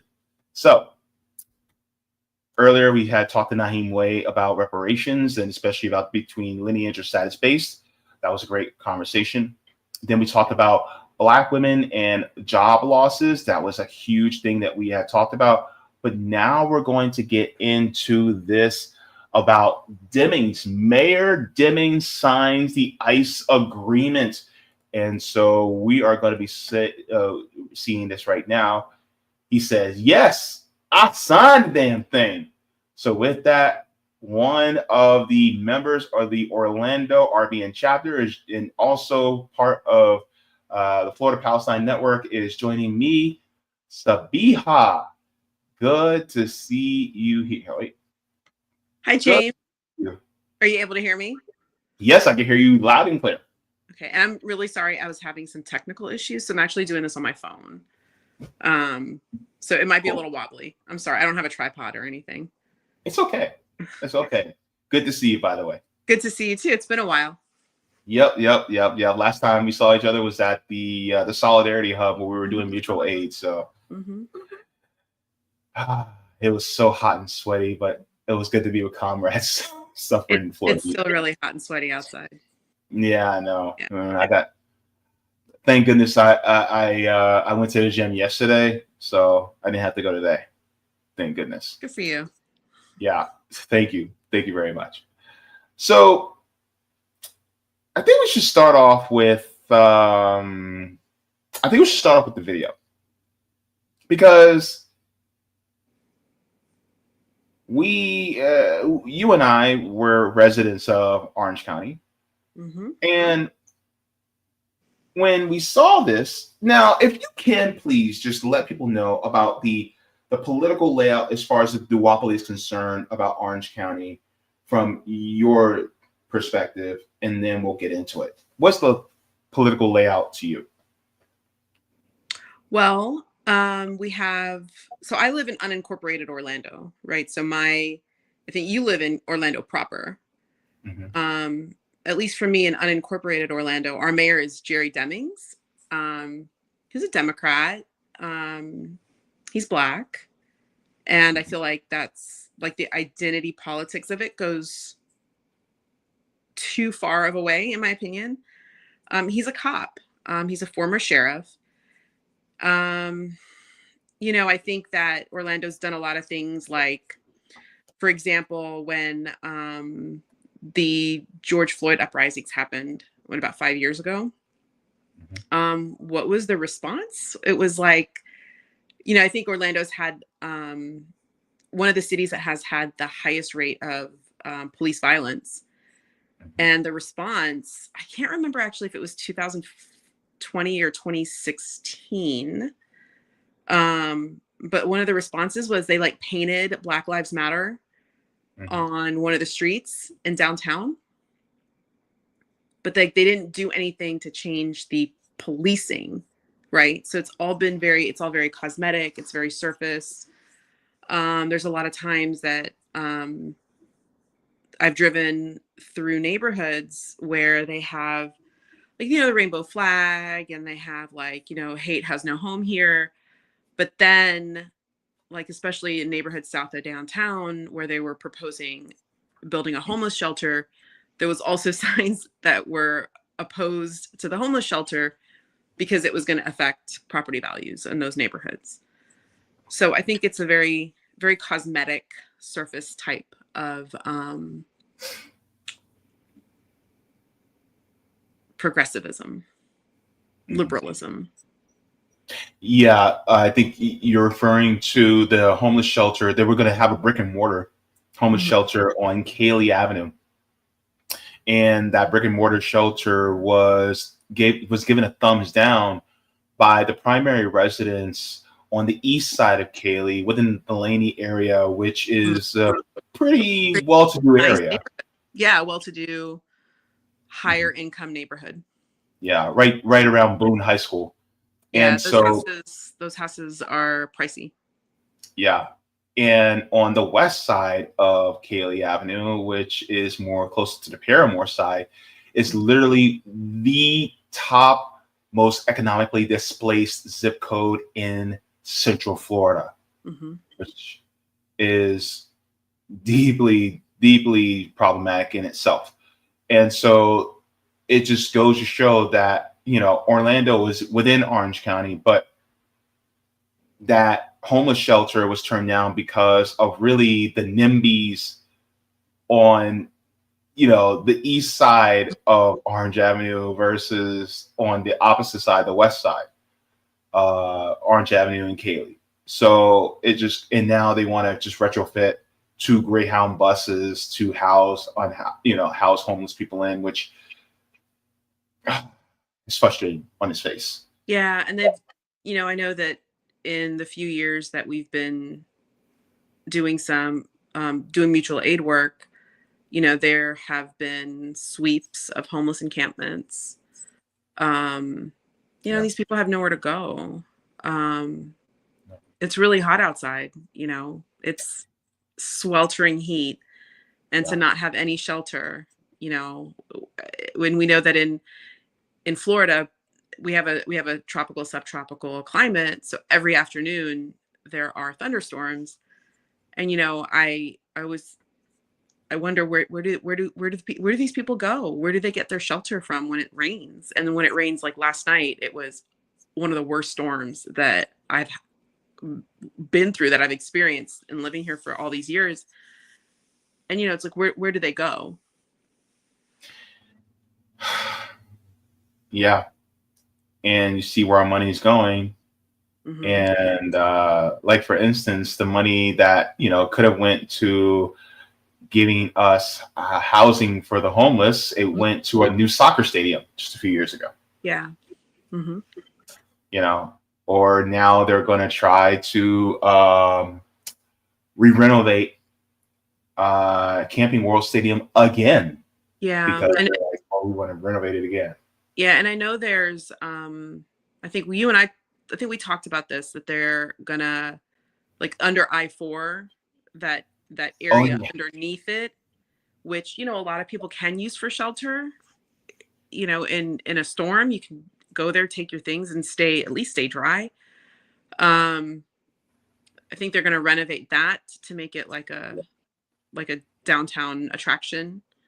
Yeah, kind of like a park underneath the overpass. Which, frankly, is fine with me. I mean, I'm all for having more public spaces, pretty places that people can go, that people can relax, people can sit, places that are free that you can go to and gather. But at the same time, we need to make sure that the people that are, using a bridge for shelter, like, we got to take care of those people first, and then the other stuff, that's like the icing on the cake. So we could do public gathering spaces and public art projects and things like that. But, like, we got to make sure as a society that people, like, the needs of all the people in our society are met, that the basic needs are met. Yeah. There's a lot of vacant housing in the Central Florida area, and yet we could house them all, mm-hmm. and then have a lot of housing left over, mm-hmm. but it's just not being done. It's not being implemented. But one of the things I want to get into is this particular video, and then we'll get into more of the nuts and bolts in a minute. But this was Jerry Demings, because he felt that he was under threat by Ron DeSantis. So we'll get into this. It's a doozy.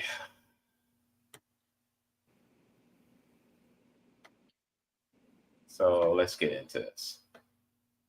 Start by saying that you're here this afternoon because I signed the ICE agreement.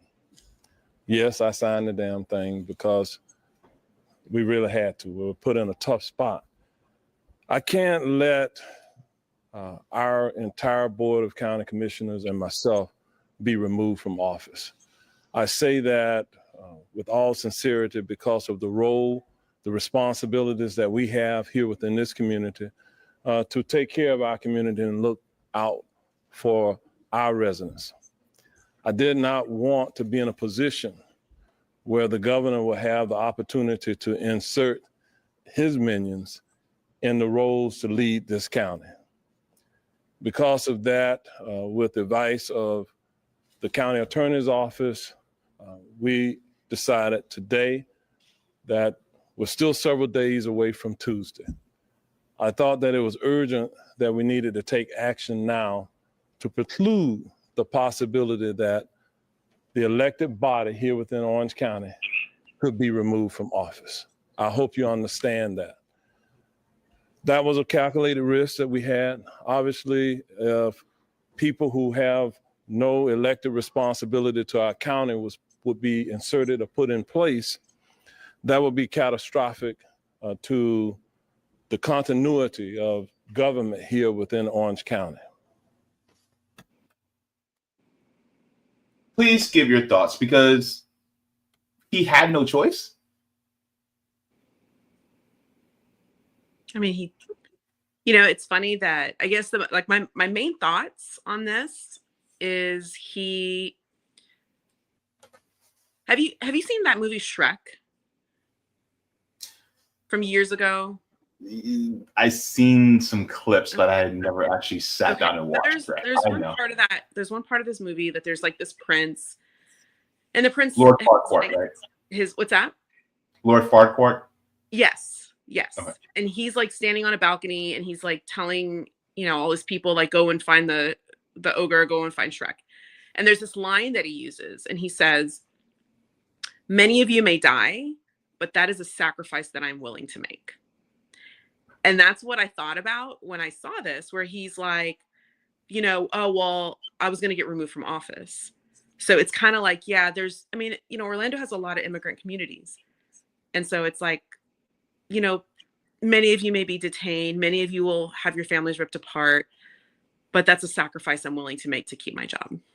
That's what it reminded me of. Yeah.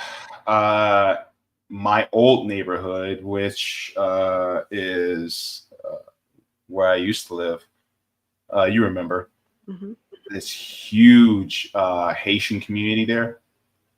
And so a lot of them actually have temporary protective status, things like that. And so, of course, you would see, and that's I guess unincorporated Orlando or Orange County, because that's really just a county, versus I live actually in the city of Orlando. And so I think that ICE would actually be out there a whole lot more, because there's a lot of Caribbean and Latino people who lived out in that area. Yeah. That would be like the near Millennium Mall area. A lot of those people who live out there, they work in the hotels off International Drive. A lot of them work at Universal Orlando. A lot of them work for Disney. A lot of them work for SeaWorld. These are people that work at the Millennium Mall. These people work in the surrounding shops in the area. And so they could be in danger because of Ron DeSantis and his policies. It just feels like, that's why when I said your jobs are, do you really have a choice? It's like, it's like you're willing, it's like you're feeling like, oh, well, I can do the best good by staying in office. But part of me, what's the point, right? Because he said, oh, well, I'm not going to risk me and the rest of the board getting removed by Ron DeSantis and being replaced by his minions. But you just did what he told you to do. So aren't you his minion? Like, aren't you doing the same thing? What does it matter? Yeah. What does it matter? What does it matter if it's you doing it reluctantly with like, oh man, I signed the darn thing. Like, what does it matter if you're doing it reluctantly versus them doing it enthusiastically? At the end of the day, the effect is the same, Yeah. And this is the problem with Democrats, not just on a local level, but this is the problem with them all the way up to the national level. Yeah. Is that they're always this like, oh, well, I'm just hapless and helpless. What can I do? I mean, that's what was his, because Hakeem Jeffries, right? When Trump first got inaugurated and he's doing all these executive orders and he's just like, what can we do? And it's like, well, I don't understand this. I don't understand how with Trump is in office, we're at risk for losing the entire Department of Education, right? But when Biden is in office, we can't even get like student loan forgiveness. So how to make it make sense? Yeah. And I look at it like, you know, if you're signing this ICE agreement, like, why do we have people who are undocumented here in the first place? You know, they never ask that question.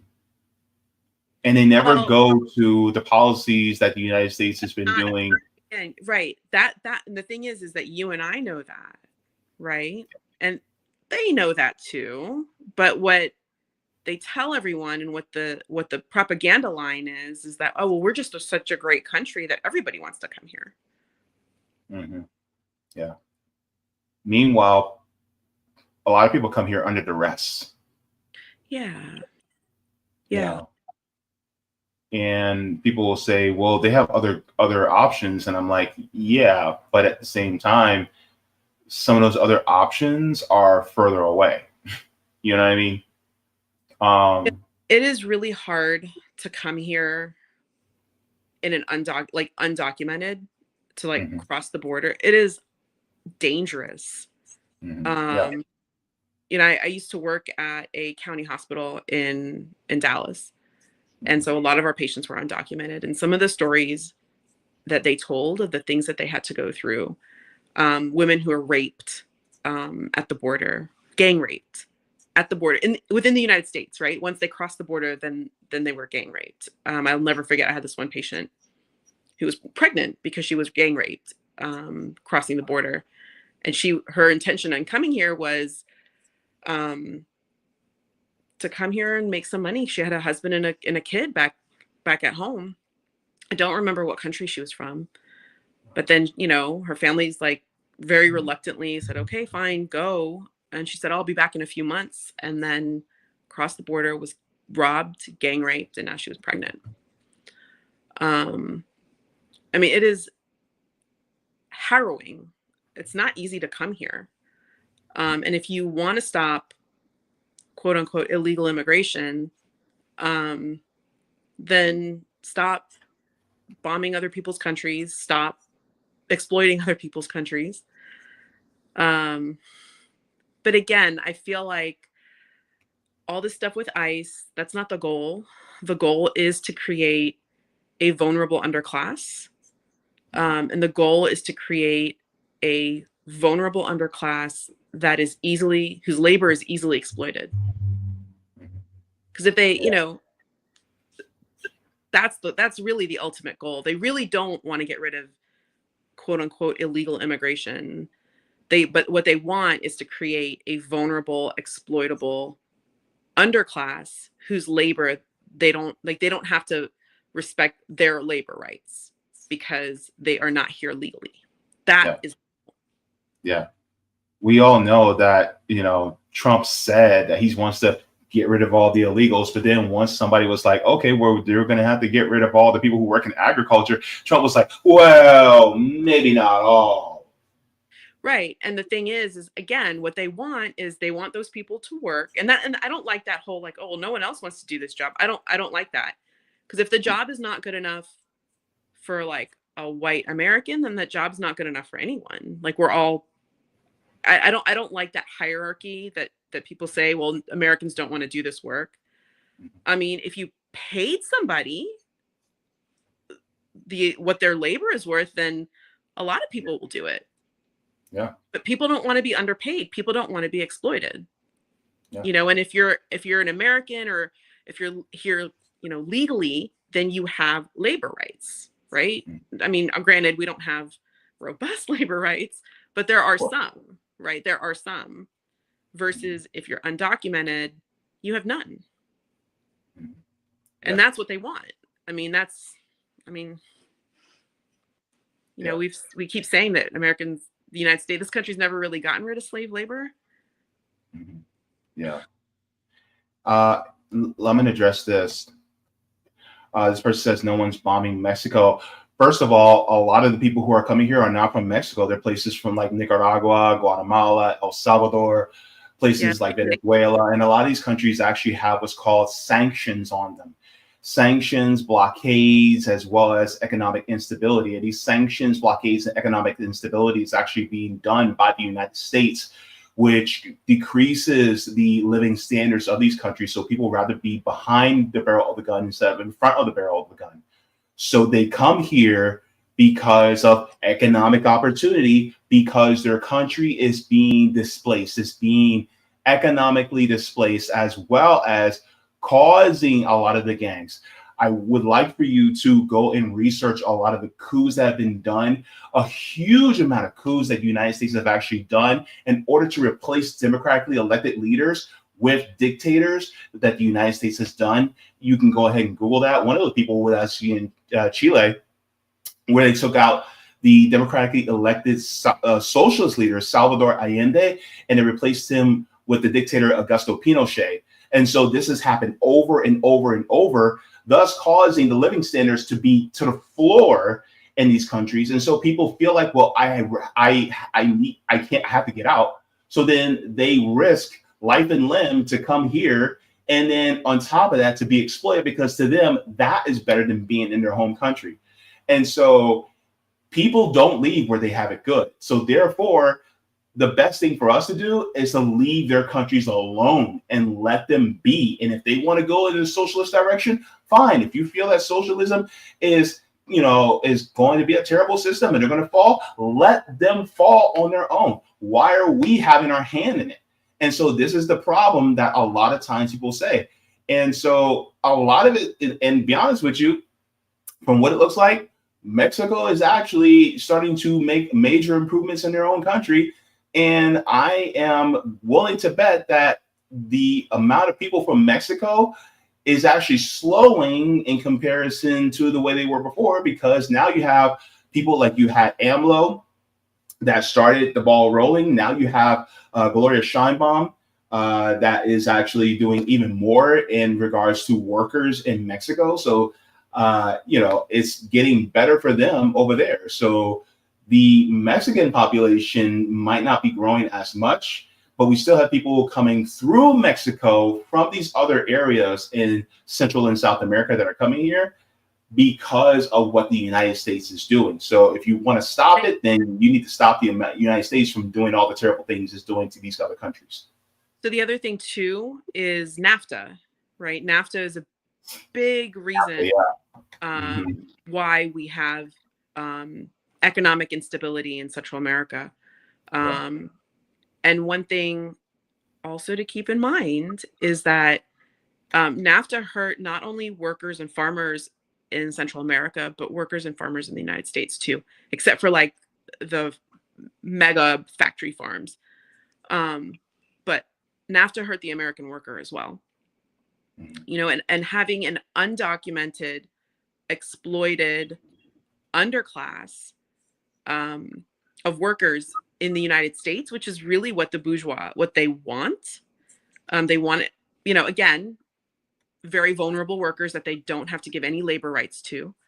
And they can steal their, they can steal the excess, the surplus, right, of what these workers produce.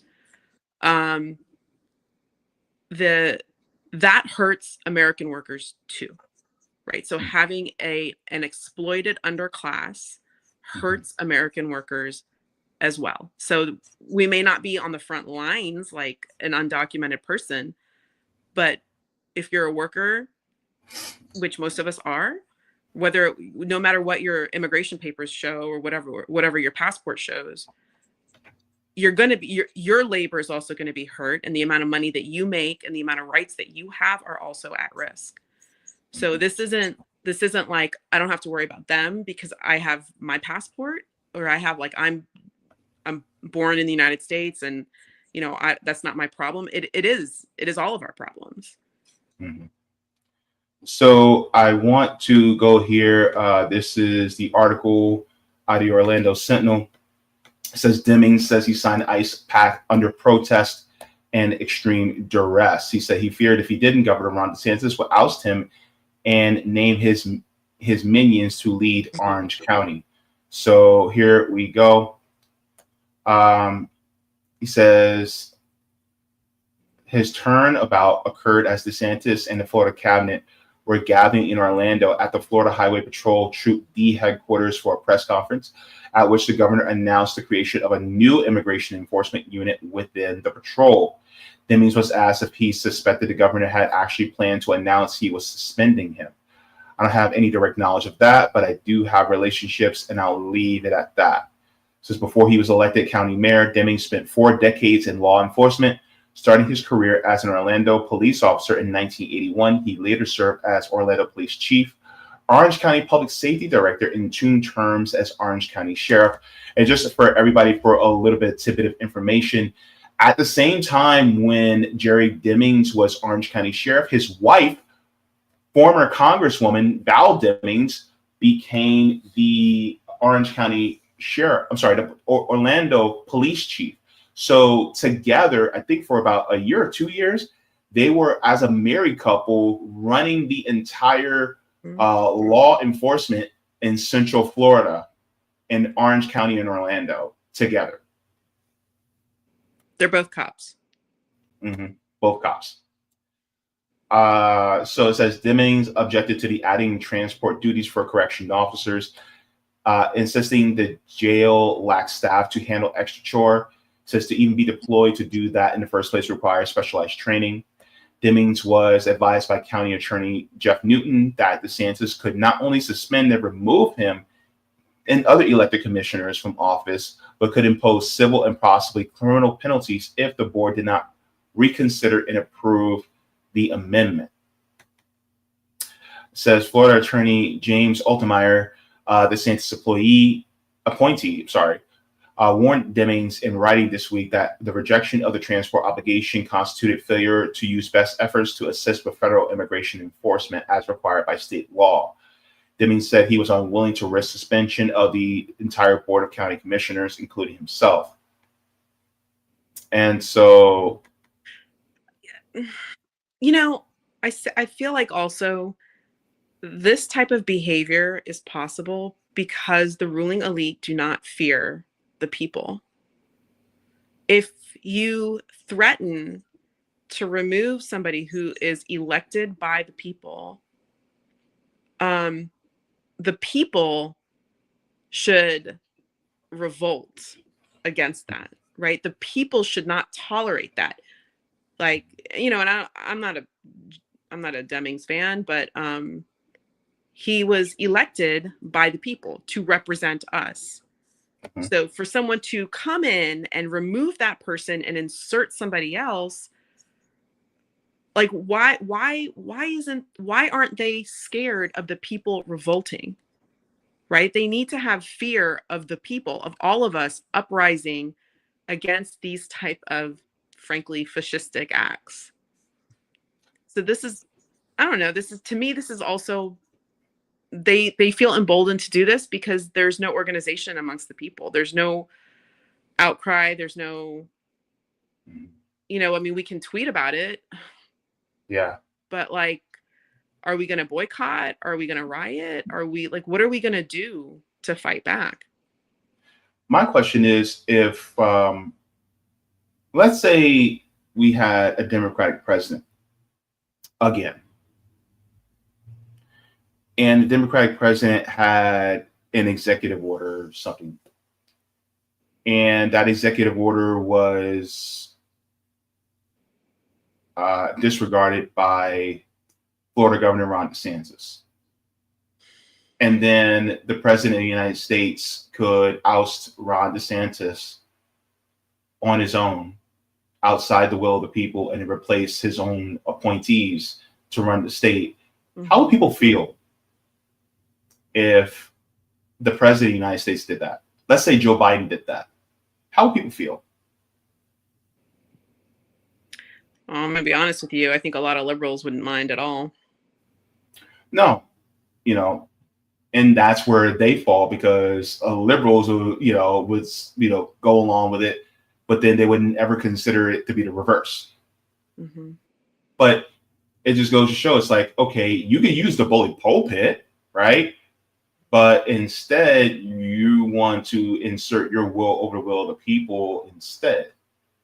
That is undemocratic. And I've said this before, and I'll say it again.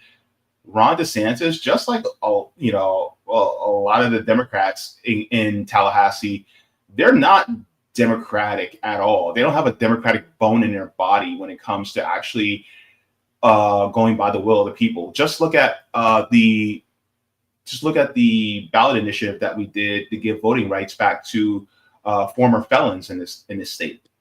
Yep. They put barriers between that. Yep. The minimum wage. Yeah. I mean, even the ballot initiatives, like having the requirement to have 60% rather than just a majority, a simple majority, because both of the ballot initiatives for abortion and for recreational marijuana would have passed if it was 50%. Yeah. So even like the whole requirement for 60% supermajority is undemocratic. Yeah. Let's continue on here. Let's see here. Says, but Demings' capitulation drew criticism from immigration advocates.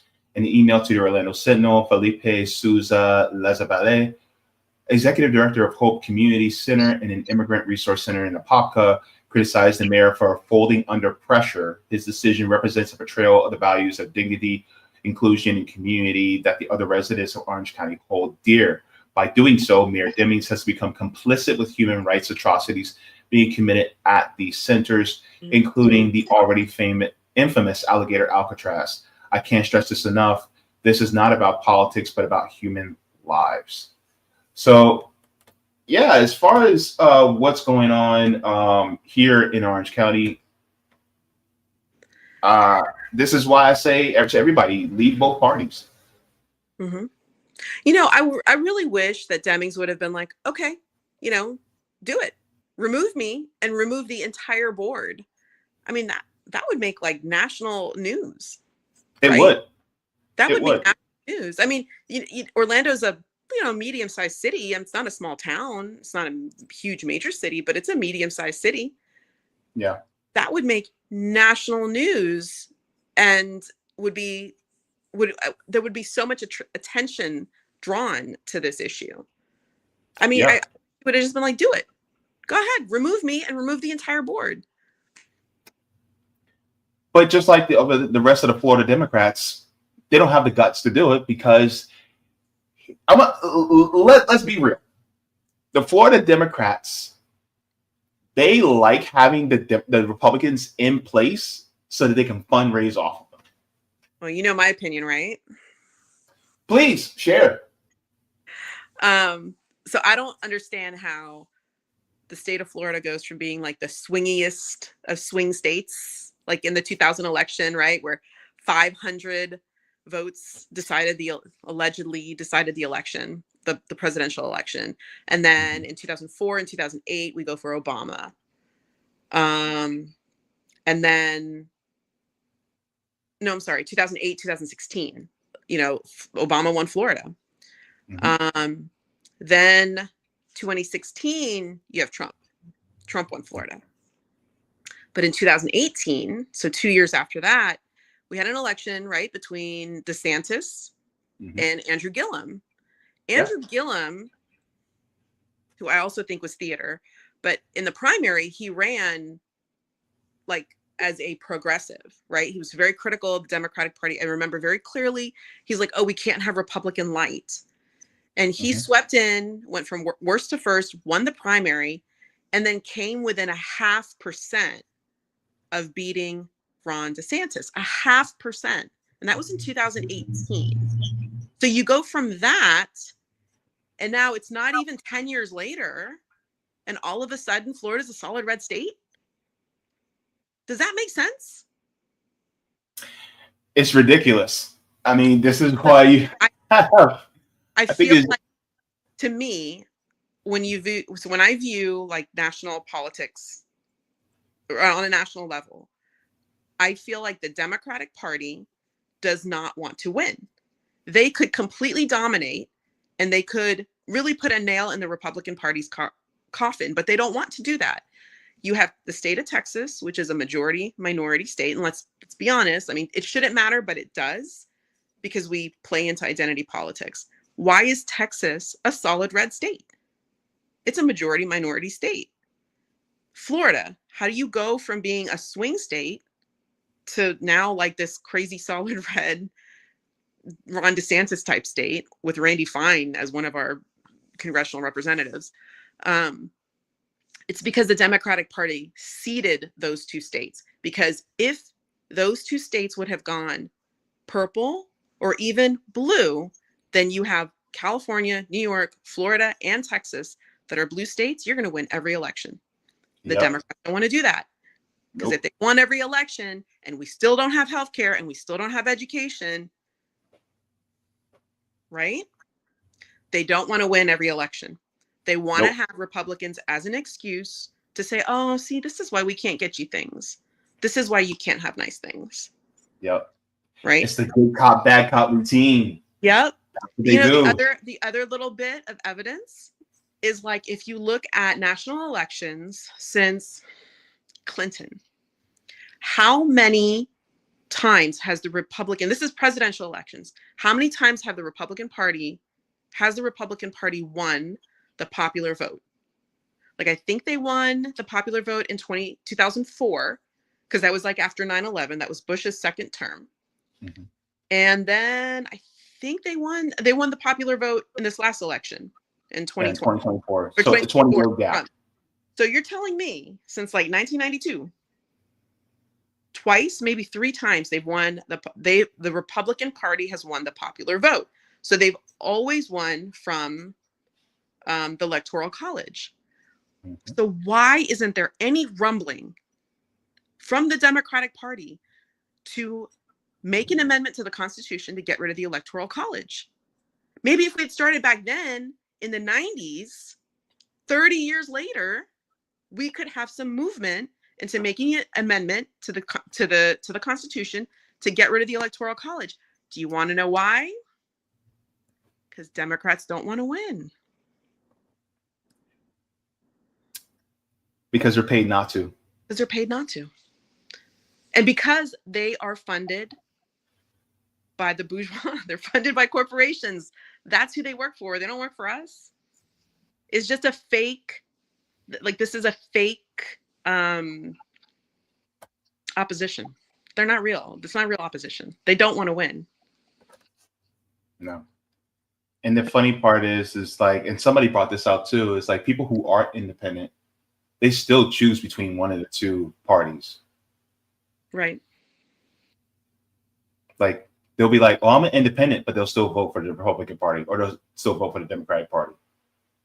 And it's like, when I say leave the duopoly, I mean leave duopoly. Like, don't choose either of them. Like, either go third party or independent, and not the third party or independents that are third party with a D or R next to their they have an I next to their name, but they're actually a Democrat or Republican, and in reality, or they have an I next to their name, but they're actually a Democrat or Republican. No. I mean real people who are actually outside of the duopoly. Yeah. Not an independent from Vermont who's just a Democrat. Mm-hmm. For all intents and purposes. Yeah. Yeah. And so, I look at people like Jerry Demings. He's just your standard issue, like, Democrat that's going to capitulate to whatever he can. And then guess what? He's going to fundraise if he runs for another term. I don't know. Can he run for another term? I forget. I don't know. Either way. Hang on a second. It got really dark in here. I'm going to turn the light on. Hang on one second. Okay. Let me clap. Sorry.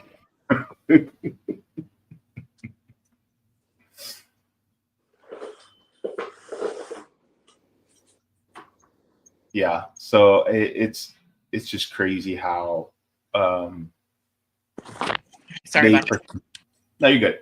It's just crazy how they pretend like they want to win, and then, like, let's say hypothetically Jerry Demings can't run again, right? Because I know we've had Buddy Dyer that has been the mayor of Orlando for over 22 years, right? Because he runs and he wins. He runs, he wins. If Jerry Demings, let's say he could run again, but he decides not to run again, another Democrat can go, well, look what Ron DeSantis did. So in order to combat that, donate to my Act Blue so we can win. Yeah. And so they'll fundraise off of that. Mm-hmm. And that's what they'll continue to do, just so that they can get more of your money. But are they actually going to use that money to really change, the county, the city for the better, for the working people, Yeah. for the poor people? And I think there's been enough evidence in the last 15 years that just shows it's not. We're not going to get change from the Democratic Party. I think Barack Obama, that was the turning point for me, where I was like, I was duped and I was very excited. I bought into that whole hope and change thing. I remember I was very excited to vote for him. I legitimately, like, in my heart of hearts, I was like, oh, he's different. He's lived overseas. He's Black. He'll get it. But he was, no, all that's fake. All of that is fake. None of that matters. Mm-hmm. Absolutely. So I'm gonna be honest with you. Final thoughts on this story, because I'm looking at Jerry Demings and I'm just like, he's also a cop. He's a cop. I mean, what? ICE is kind of like his cousin. They're cousins. I'll be honest with you. I honestly think that he did that whole I signed the damn thing. In reality, he actually wanted to sign it. He actually didn't really care. I actually think he really actually wanted to. He just wanted us to think that he didn't want to. Yeah, he's a cop. I mean, like, oh my goodness, I can't believe it. I don't want to eat this chocolate cake. It's going to go to my hips. He's a cop. His wife is a cop. I mean, boy, man, we gotta come back together and hang out and talk, because I'm telling you what's going on here. Katie Lewis, he's in the chat right now. Look, there's a lot going on here in this state, especially now with things going on with Alligator Alcatraz. Yeah, people that, all that money that's going towards Alligator Alcatraz, and it's not going to any of us citizens that it could actually legitimately help us. It's like we're so focused on trying to catch the illegals, when reality is like you're fixing the problem with a Band-Aid. You're not actually looking for permanent solutions. Like people like Ron DeSantis, just want to use it as a means to what was that? Thunder? Lightning. That's what's dark here too. Yeah, it's coming your way. Yeah. But it's just people like Ron DeSantis and the Republicans and Democrats. They want to fix, quote unquote, systemic problems with individual solutions, or they want to treat the symptoms, not the underlying cause. And you of all people know best about that. It's like we have to get the underlying cause and treat that. But the problem is that if you were to treat it, if you were to cure it, then what? Yeah, and the thing is also, Orlando's a very blue city, right? It's progressive. But I think one thing we as people have to understand is that both Democrats and Republicans are corporate owned. They don't answer to us. They answer to their corporate donors. They're paid not to. So I think it's a little foolish of us to keep going through the same hamster wheel, thinking that, well, we're going to vote for a lesser evil, even though that lesser evil is corporate paid, corporate bought. They're not, we're not going to get healthcare. We're not going to get education. I mean, these are basic things that people. We're not I'm going to gonna address something really quick because I just want to make sure. This person says, what permanent solutions? There are no more lines at the border, no more caravans that stop because policies changed. Really? Are you sure about that? Have you Googled that? Let me share my screen really quick just to let's see if it checks out. It says approximately 1 million individuals enter U.S. daily, with nearly all being processed by CBP at ports of entry. While most are lawful travelers, a small number attempt to enter the country illegally. That exact number of daily unauthorized entries is difficult to determine, but it's estimated to be around 5,000. So no lines? What are you talking about? You're talking about, oh, we already have permanent solutions? Are you sniffing glue? The thing is, the problem still exists. The problem is that the people like Donald Trump, he doesn't actually want to actually close the border. Ron DeSantis wants to do it. They're actually demonizing immigrants so that you can donate to them and make more money off of them. They do it to Democrats. Democrats do it to Republicans. It's a money-making scheme. This is why we say leave the duopoly, because you're sitting here thinking, oh, well, we don't have an illegal immigration problem anymore. I'm going to give more money to Trump so he can keep this going. Meanwhile, he ain't doing diddly squat and the things that you wanted him to do. So guess what? You may think that they're doing all these things for working class people, but the Republicans don't give a shit about you either. So get off the duopoly plantation and actually start thinking independently for once. My God, is it that difficult? Like, come on. Like, why are we sitting here debating, oh, Republicans do this better, Democrats do that better? They both are tools of the oligarch. Have you seen Donald Trump getting on his knee for Peter Thiel? Guess what? He's doing it. The same thing with Ron DeSantis doing the same thing. And you got Democratic governors and senators that are doing the same thing for people like George Soros. I'm telling you right now, they are tools of the oligarch party. Get away from both parties, because guess what? They're there to screw you. My goodness, come on. Welcome to the Jaybefaunt channel. I'm here going to give it to you straight. No chaser. But that's how it is. Stop people from coming across the border is to make their home countries more stable, to ensure that they can stay in their own countries and they can feed their families and they can have safety and they can grow and develop on their own terms. So, you know, there is not a country in South America and Central America that we have not intervened in, not a single country. So, I mean, you can't sanction people and have them not have enough food and then expect them to not move to a country that they think is rich. And I mean, you know, that's the misconception that a lot of people have, is that the United States is just this like our streets are made of gold. And, you know, if you tell people who live in other countries that, no, we have like homeless people here, they're shocked. They're shocked. Yeah. And by the way, that person's like, oh, you use the AI. That actually just pointed me to the Customs and Border Protection website, cbp.gov. So this is from the government website. And right now, who's running the federal government? Donald Trump. And this is from cpb.gov. So please, if you would please really just do some research before spewing the same BS that the Republicans tell you or the Democrats tell you. See, this is why you got to get off the plantation. And also, they don't want to stop undocumented immigration. They won't. The Republicans do not want to stop undocumented immigrants. Just like the Democrats don't want to save people who are undocumented. They neither care about them and neither care about us. Right. And if they really wanted to stop, quote unquote, illegal workers, then go to the people who employ them. You know, like if you get a job, you got to show a social security number.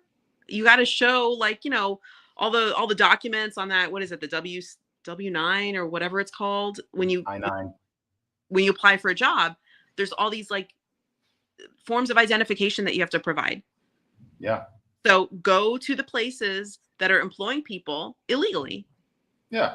So if we're going to go after people, why not go after the billionaires and the big business owners that are actually getting them, you know, hiring them and then exploiting them? Arrest the bosses. I mean, if they can't if you really are concerned, I mean, take away the incentive for them to come here. Don't go after the people that are hiring them. Yeah. How come nobody talks about that?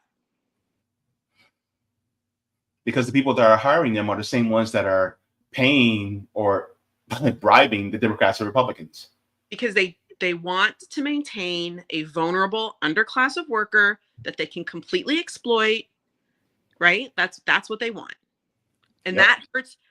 that hurts everyone. That hurts even like the most fascistic, right-wing, xenophobic, racist person. That hurts you too. That's going to drive your wages down. That's going to lessen the labor rights that you have. Mm-hmm. This is your fight too. Yeah.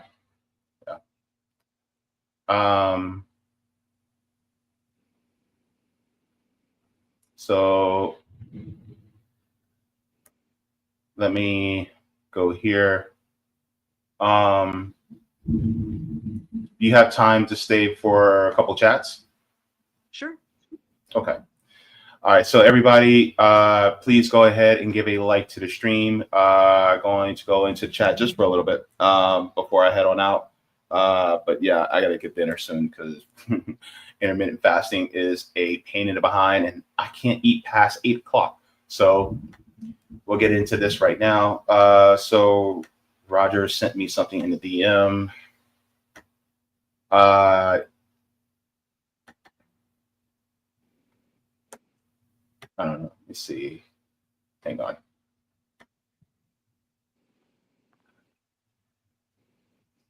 Okay, so already took a look at that. Let's go here. He says, it says primary reason immigrants migrate to the United States for economic opportunities and a better future for themselves and their families.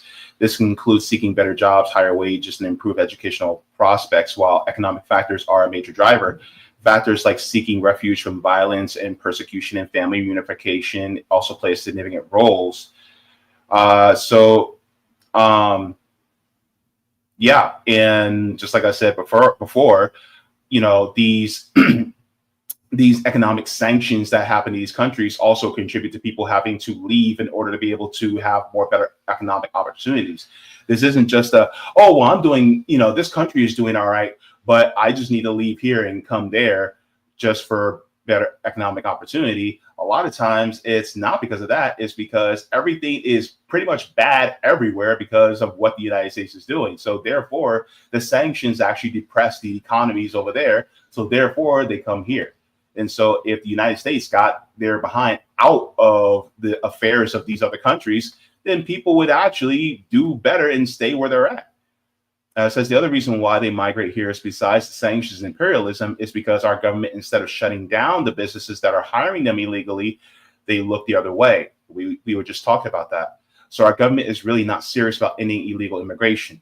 They will let business owners allow them to take advantage of their migrant workers by threatening not to renew their visas or H-1Bs or whatever they're called. Now, what happens is if they were to do that, then nothing would happen to the employer.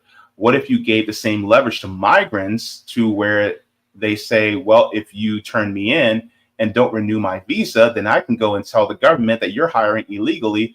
Then guess what? They come after you. So maybe you should step out of the way and let us form this union instead of having to union bust.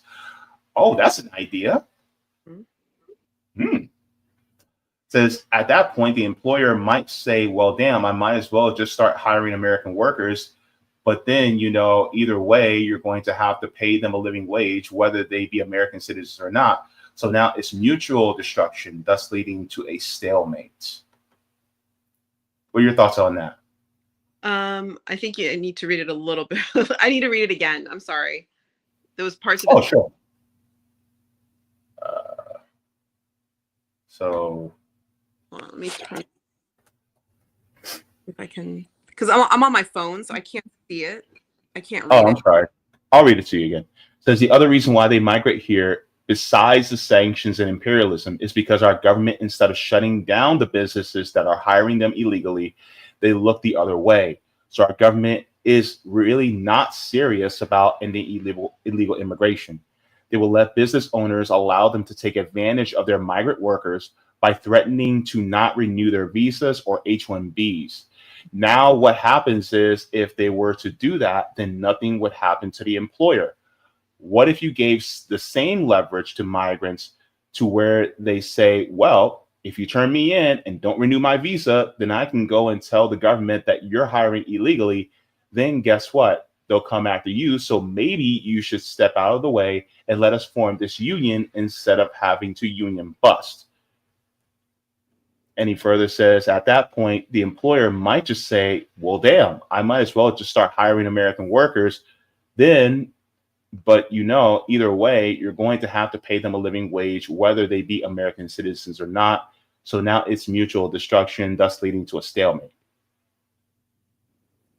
You just have to make sure that the government goes after them, right? Goes after reparations, which we haven't seen. Yeah. Yeah. And that's the part that, I take a look at. I don't see the government doing that. They would have to do that. He says, currently, Cuba, Nicaragua, Venezuela are the Latin countries facing U.S. sanctions. The U.S. has also imposed sanctions on individuals and entities in other Latin American countries like Mexico, Guatemala, El Salvador, and Colombia, among others, for reasons related to corruption, drug trafficking, and human rights abuses. So talks about the different ones in these countries. Okay. It says these sanctions are often multifaceted and can include restrictions on financial transactions, travel bans, and asset freezes. The U.S. government utilizes various authorities and mechanisms to implement these sanctions. This is also part of one of the reasons why I say we should end the drug war too, because then that would depress the amount of money that's going to any drug cartels too. Yeah. It's amazing how all these things are interconnected. They are. He ends with, also, it's important to know in regards to migrant labor isn't just in agriculture and construction. There is also incentives for those from highbrow professional positions in tech and medicine that they're allowing to come here as well, because our government refuses to invest in free training for Americans. Obama spoke to it, the skills gap, but never did anything about it. Yeah, that's a great point. And again, goes to how there's like all these issues that are all interconnected. That's a great point. Yeah. That's a great point. Yeah. So, and then let me go to this here. KD Lewis giving you some love, says, whoop, whoop, shout out to Sabiha. All right. KD continues, says, allowing ICE to terrorize and ransack Black and brown communities, his constituents, under the guise of deporting illegal criminals, is quite the opposite of putting his constituents first. Let me see. Joey Peltier says, wait, is Florida like one of the 3 states that allow for refugee private prisons to force the detainees to work, that work contracts being sold to big businesses? I think so. And that means that instead of using actual, labor that is paid a livable wage, they'd rather use detainees as well as prisoners in private prisons to be able to produce these goods under slave labor instead, because they don't actually want to pay us a living wage. They just want to use us for slave labor, or they want to use migrants for slave labor too. Yep. Joey Peltier says many of those Confederates went to South America when they lost and took their slaves with them. The chattel slave descendants and indigenous communities have been fighting colonization like here. Oh, I didn't know that. And Roger also says Sabiha is not thinking outside the box. Texas is one of 20 states where voters don't register under a party, but somehow politicians still. Texas should be a no-color independent state by default. I'm not sure about that. I'm pretty sure I was a registered Democrat when I lived there, but that was many years ago. Maybe it's changed. Yeah.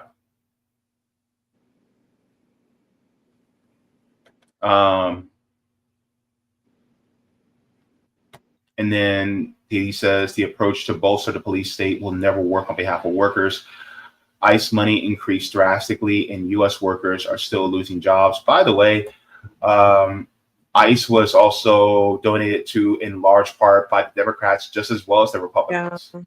Like, why would you give, so if we're going to say that, the Republican Party and Donald Trump and Ron DeSantis are psychopaths, I mean, I'm not going to disagree with that. But then why would you give a psychopath a loaded gun? Right? Aren't you complicit if you give a psychopath a loaded gun and then they go and shoot people? Aren't you partially to blame?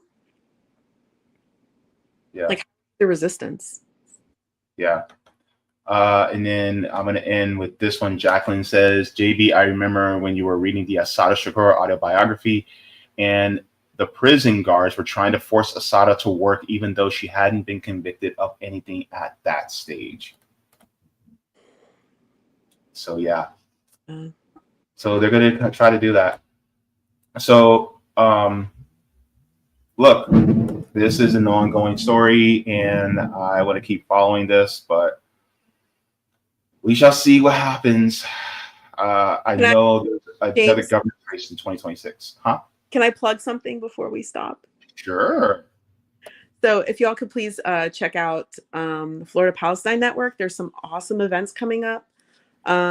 We have one event coming up from a ICU critical care nurse who is finishing a month in Gaza at Nasser Hospital in Khan Yunis.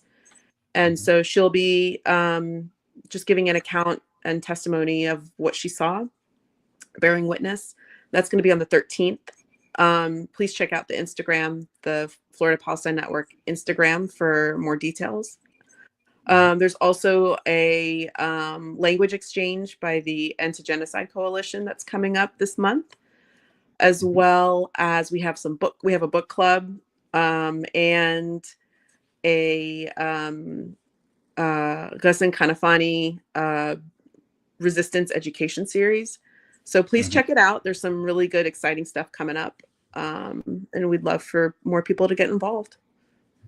Yep. And I'm going to tell you right now, this nurse, I got to talk to a few times and meet, and she's awesome. She is awesome. And I've, helped out with mutual aid, and she was there next to me. And I'm so happy to see her doing, great work for the people out there in Gaza. It is a harrowing thing. And last video I saw, she was talking about she only gets to eat one meal a day. And that one meal, it consists of beans or lentils or something like that. And that's it. Yeah. Yeah.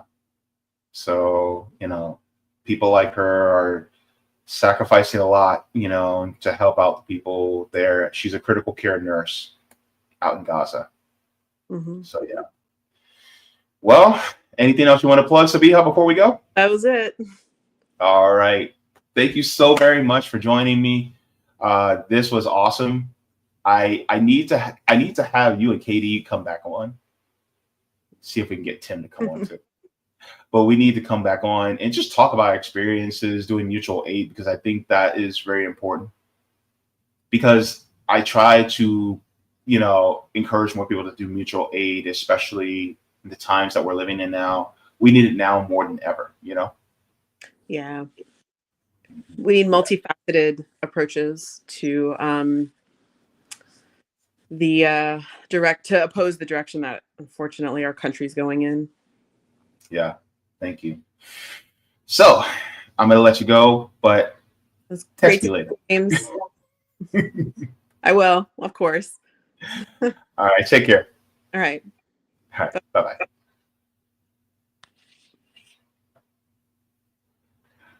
All right, everybody. Thank you so very much for staying for that one. Yes.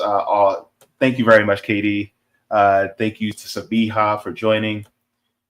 Great conversation that we had. And look, I'll be honest with you. Like, I'm trying to have on more guests that I may not agree with totally on everything, but we have great conversations. I learn more, and then I'm able to have a more informative, I'm able to have a more informative channel. And so I don't want my channel to be I don't want it to be an echo chamber. So yeah, that's one of the reasons why I want to start reaching out and having more different people on. So, there may be some people who I may have a disagreement with, or I may have some overlap with, but that's a part of dialogue, right? So yes, and let me see this.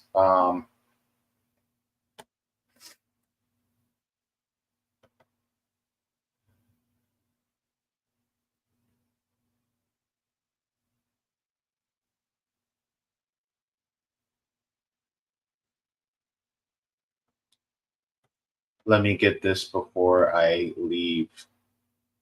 Before I let go. Okay.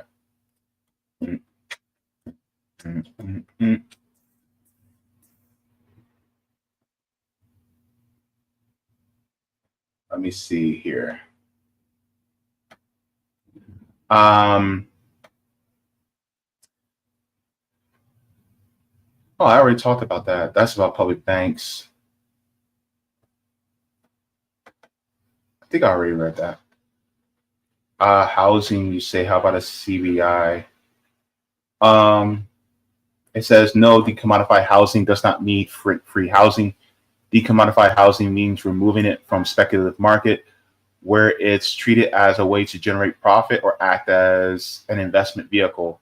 Instead, the focus shifts to ensuring safe, dignified, and affordable housing for all, regardless of their income level. This could be achieved through various models like public housing, government-owned and operated housing, rented at below market rates, prioritizing affordability and security of tenure. Community land trusts, that nonprofit organizations own the land and housing is built on it and leased to residents, ensuring long-term affordability and separating the cost of the land from the housing itself.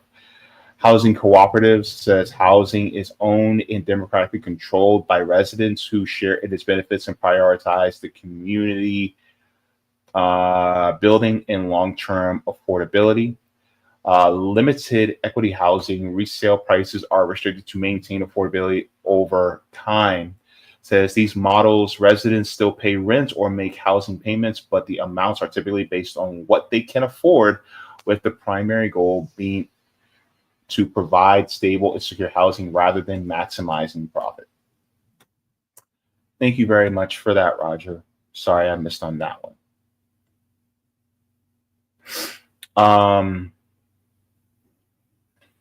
And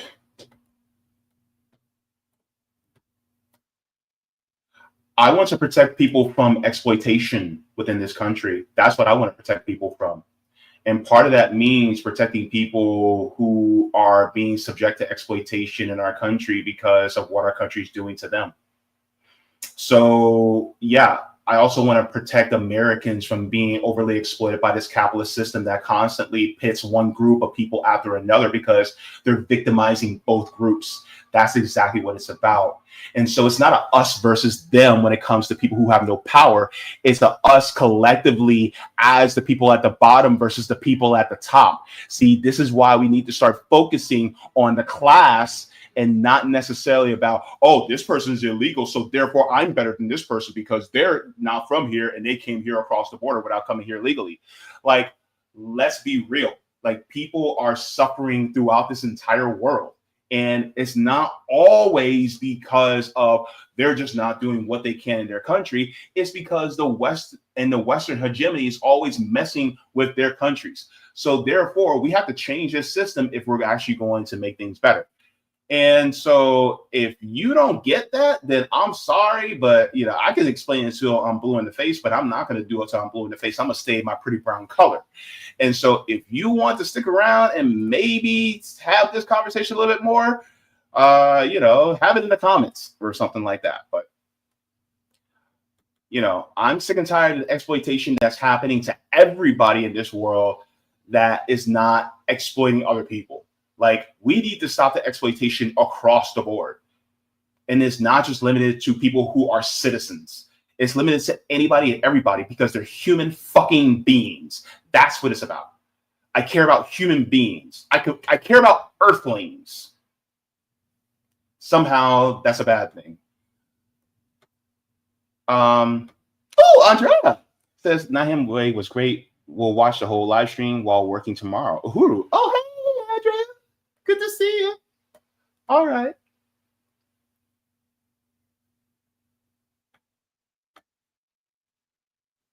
All right. So, about to head on out. Everybody, good to see you. Thank you so very much for tuning in. Of course, next week. Oh wait, no, it's the nephew's birthday. So depending on what's going on that day, I might not be available. I don't know if I'm gonna be live streaming that day. You'll be surprised. That's how I'll put it that way. You guys will be surprised. If I come live, you'll see me. But and then the next Tuesday after that, I'll have on Albizu from REAL, which is Revolutionary Education Action League. He's coming on to join me. We're going to be discussing news stories as well. So I got a lineup coming. So it's great. Doing the damn thing. All right. Everybody, thank you so very much for tuning in. I'd like to thank Mr. Nyhiem Way for coming in to talk about reparations for freedmen. That was a great discussion. And also, we got to, start looking at the jobs of Black women, see that they are being, economically displaced even within our own country. So we got to talk about that and, come together in order to stop the displacement of people who are marginalized, especially of Black women. And then on top of that, look, what they're doing here is they're trying to pit one group after another. And ultimately, what we have to do is we got to, tackle the underlying causes in this system. And that's exactly what I'm all about. We need to, end these underlying causes, because once we do that, then we will get closer to liberation. So have you guys go ahead and give a final like. And if you guys haven't subscribed, let me know what you think in the comments about, all the things that were said in the stream. What do you agree with? What do you disagree with? What's major tailspin? What are you having for dinner? I like to know. So thank you so very much to everybody. I was going to end with a, I'm going to end with a funny, because I want to be lighthearted. I want to end with a funny video, because you know what? I want to have fun. And this no shade at all whatsoever to the anti-racist, liberation-loving white folks who are allies in this fight. This is not directed to you at all, but this is all to all the ones who have racist proclivities and want to keep this system in place. For them, yeah, this one's definitely for you. But everybody, water your plants, water yourselves, leave the world better than you found it. Do all the things if you got them, and continue to be kind, not just to others, but be kind to yourself, because this world is rough already as is. Just keep smiling, keep shining, knowing you can always count on me for sure. That's what friends are for. All right, everybody, take care and have yourself a merry little Christmas. All right, deuces, Bruce.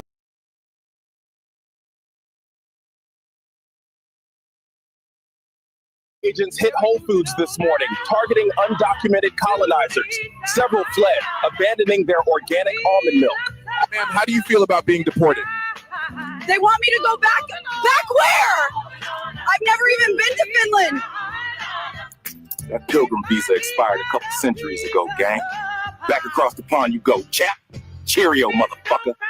DICE agents swarmed today's NASCAR event, targeting legacy squatters. Parking lot is still filled with abandoned pickup trucks, beer cans, and red caps. Since the DICE raids, the states of Maine and Nebraska now have a population of 0. Yes, folks, 0.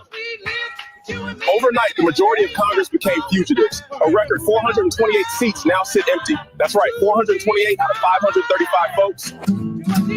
Target has officially been declared a sanctuary establishment, with the melanin deficient and the culturally displaced refusing to evacuate. This just in. I'm 2% Cherokee on my mom's side. That ain't enough to stay, Chief. Pack them up. Since the DIC raids, insider trading dropped 87%. HOA disputes vanished overnight. Karen calls to 911 hit record low. I handled mergers, not massacres. This can't be how it ends.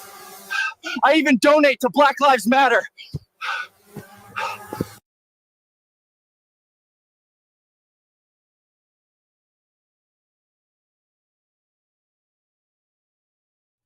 Thank you so very much for watching my channel, and I deeply appreciate it from the top and bottom of my heart. If you wish to support the channel further, so I can keep bringing you content that is educational and informative, you can become a patron on patreon.com/Jaybefaunt.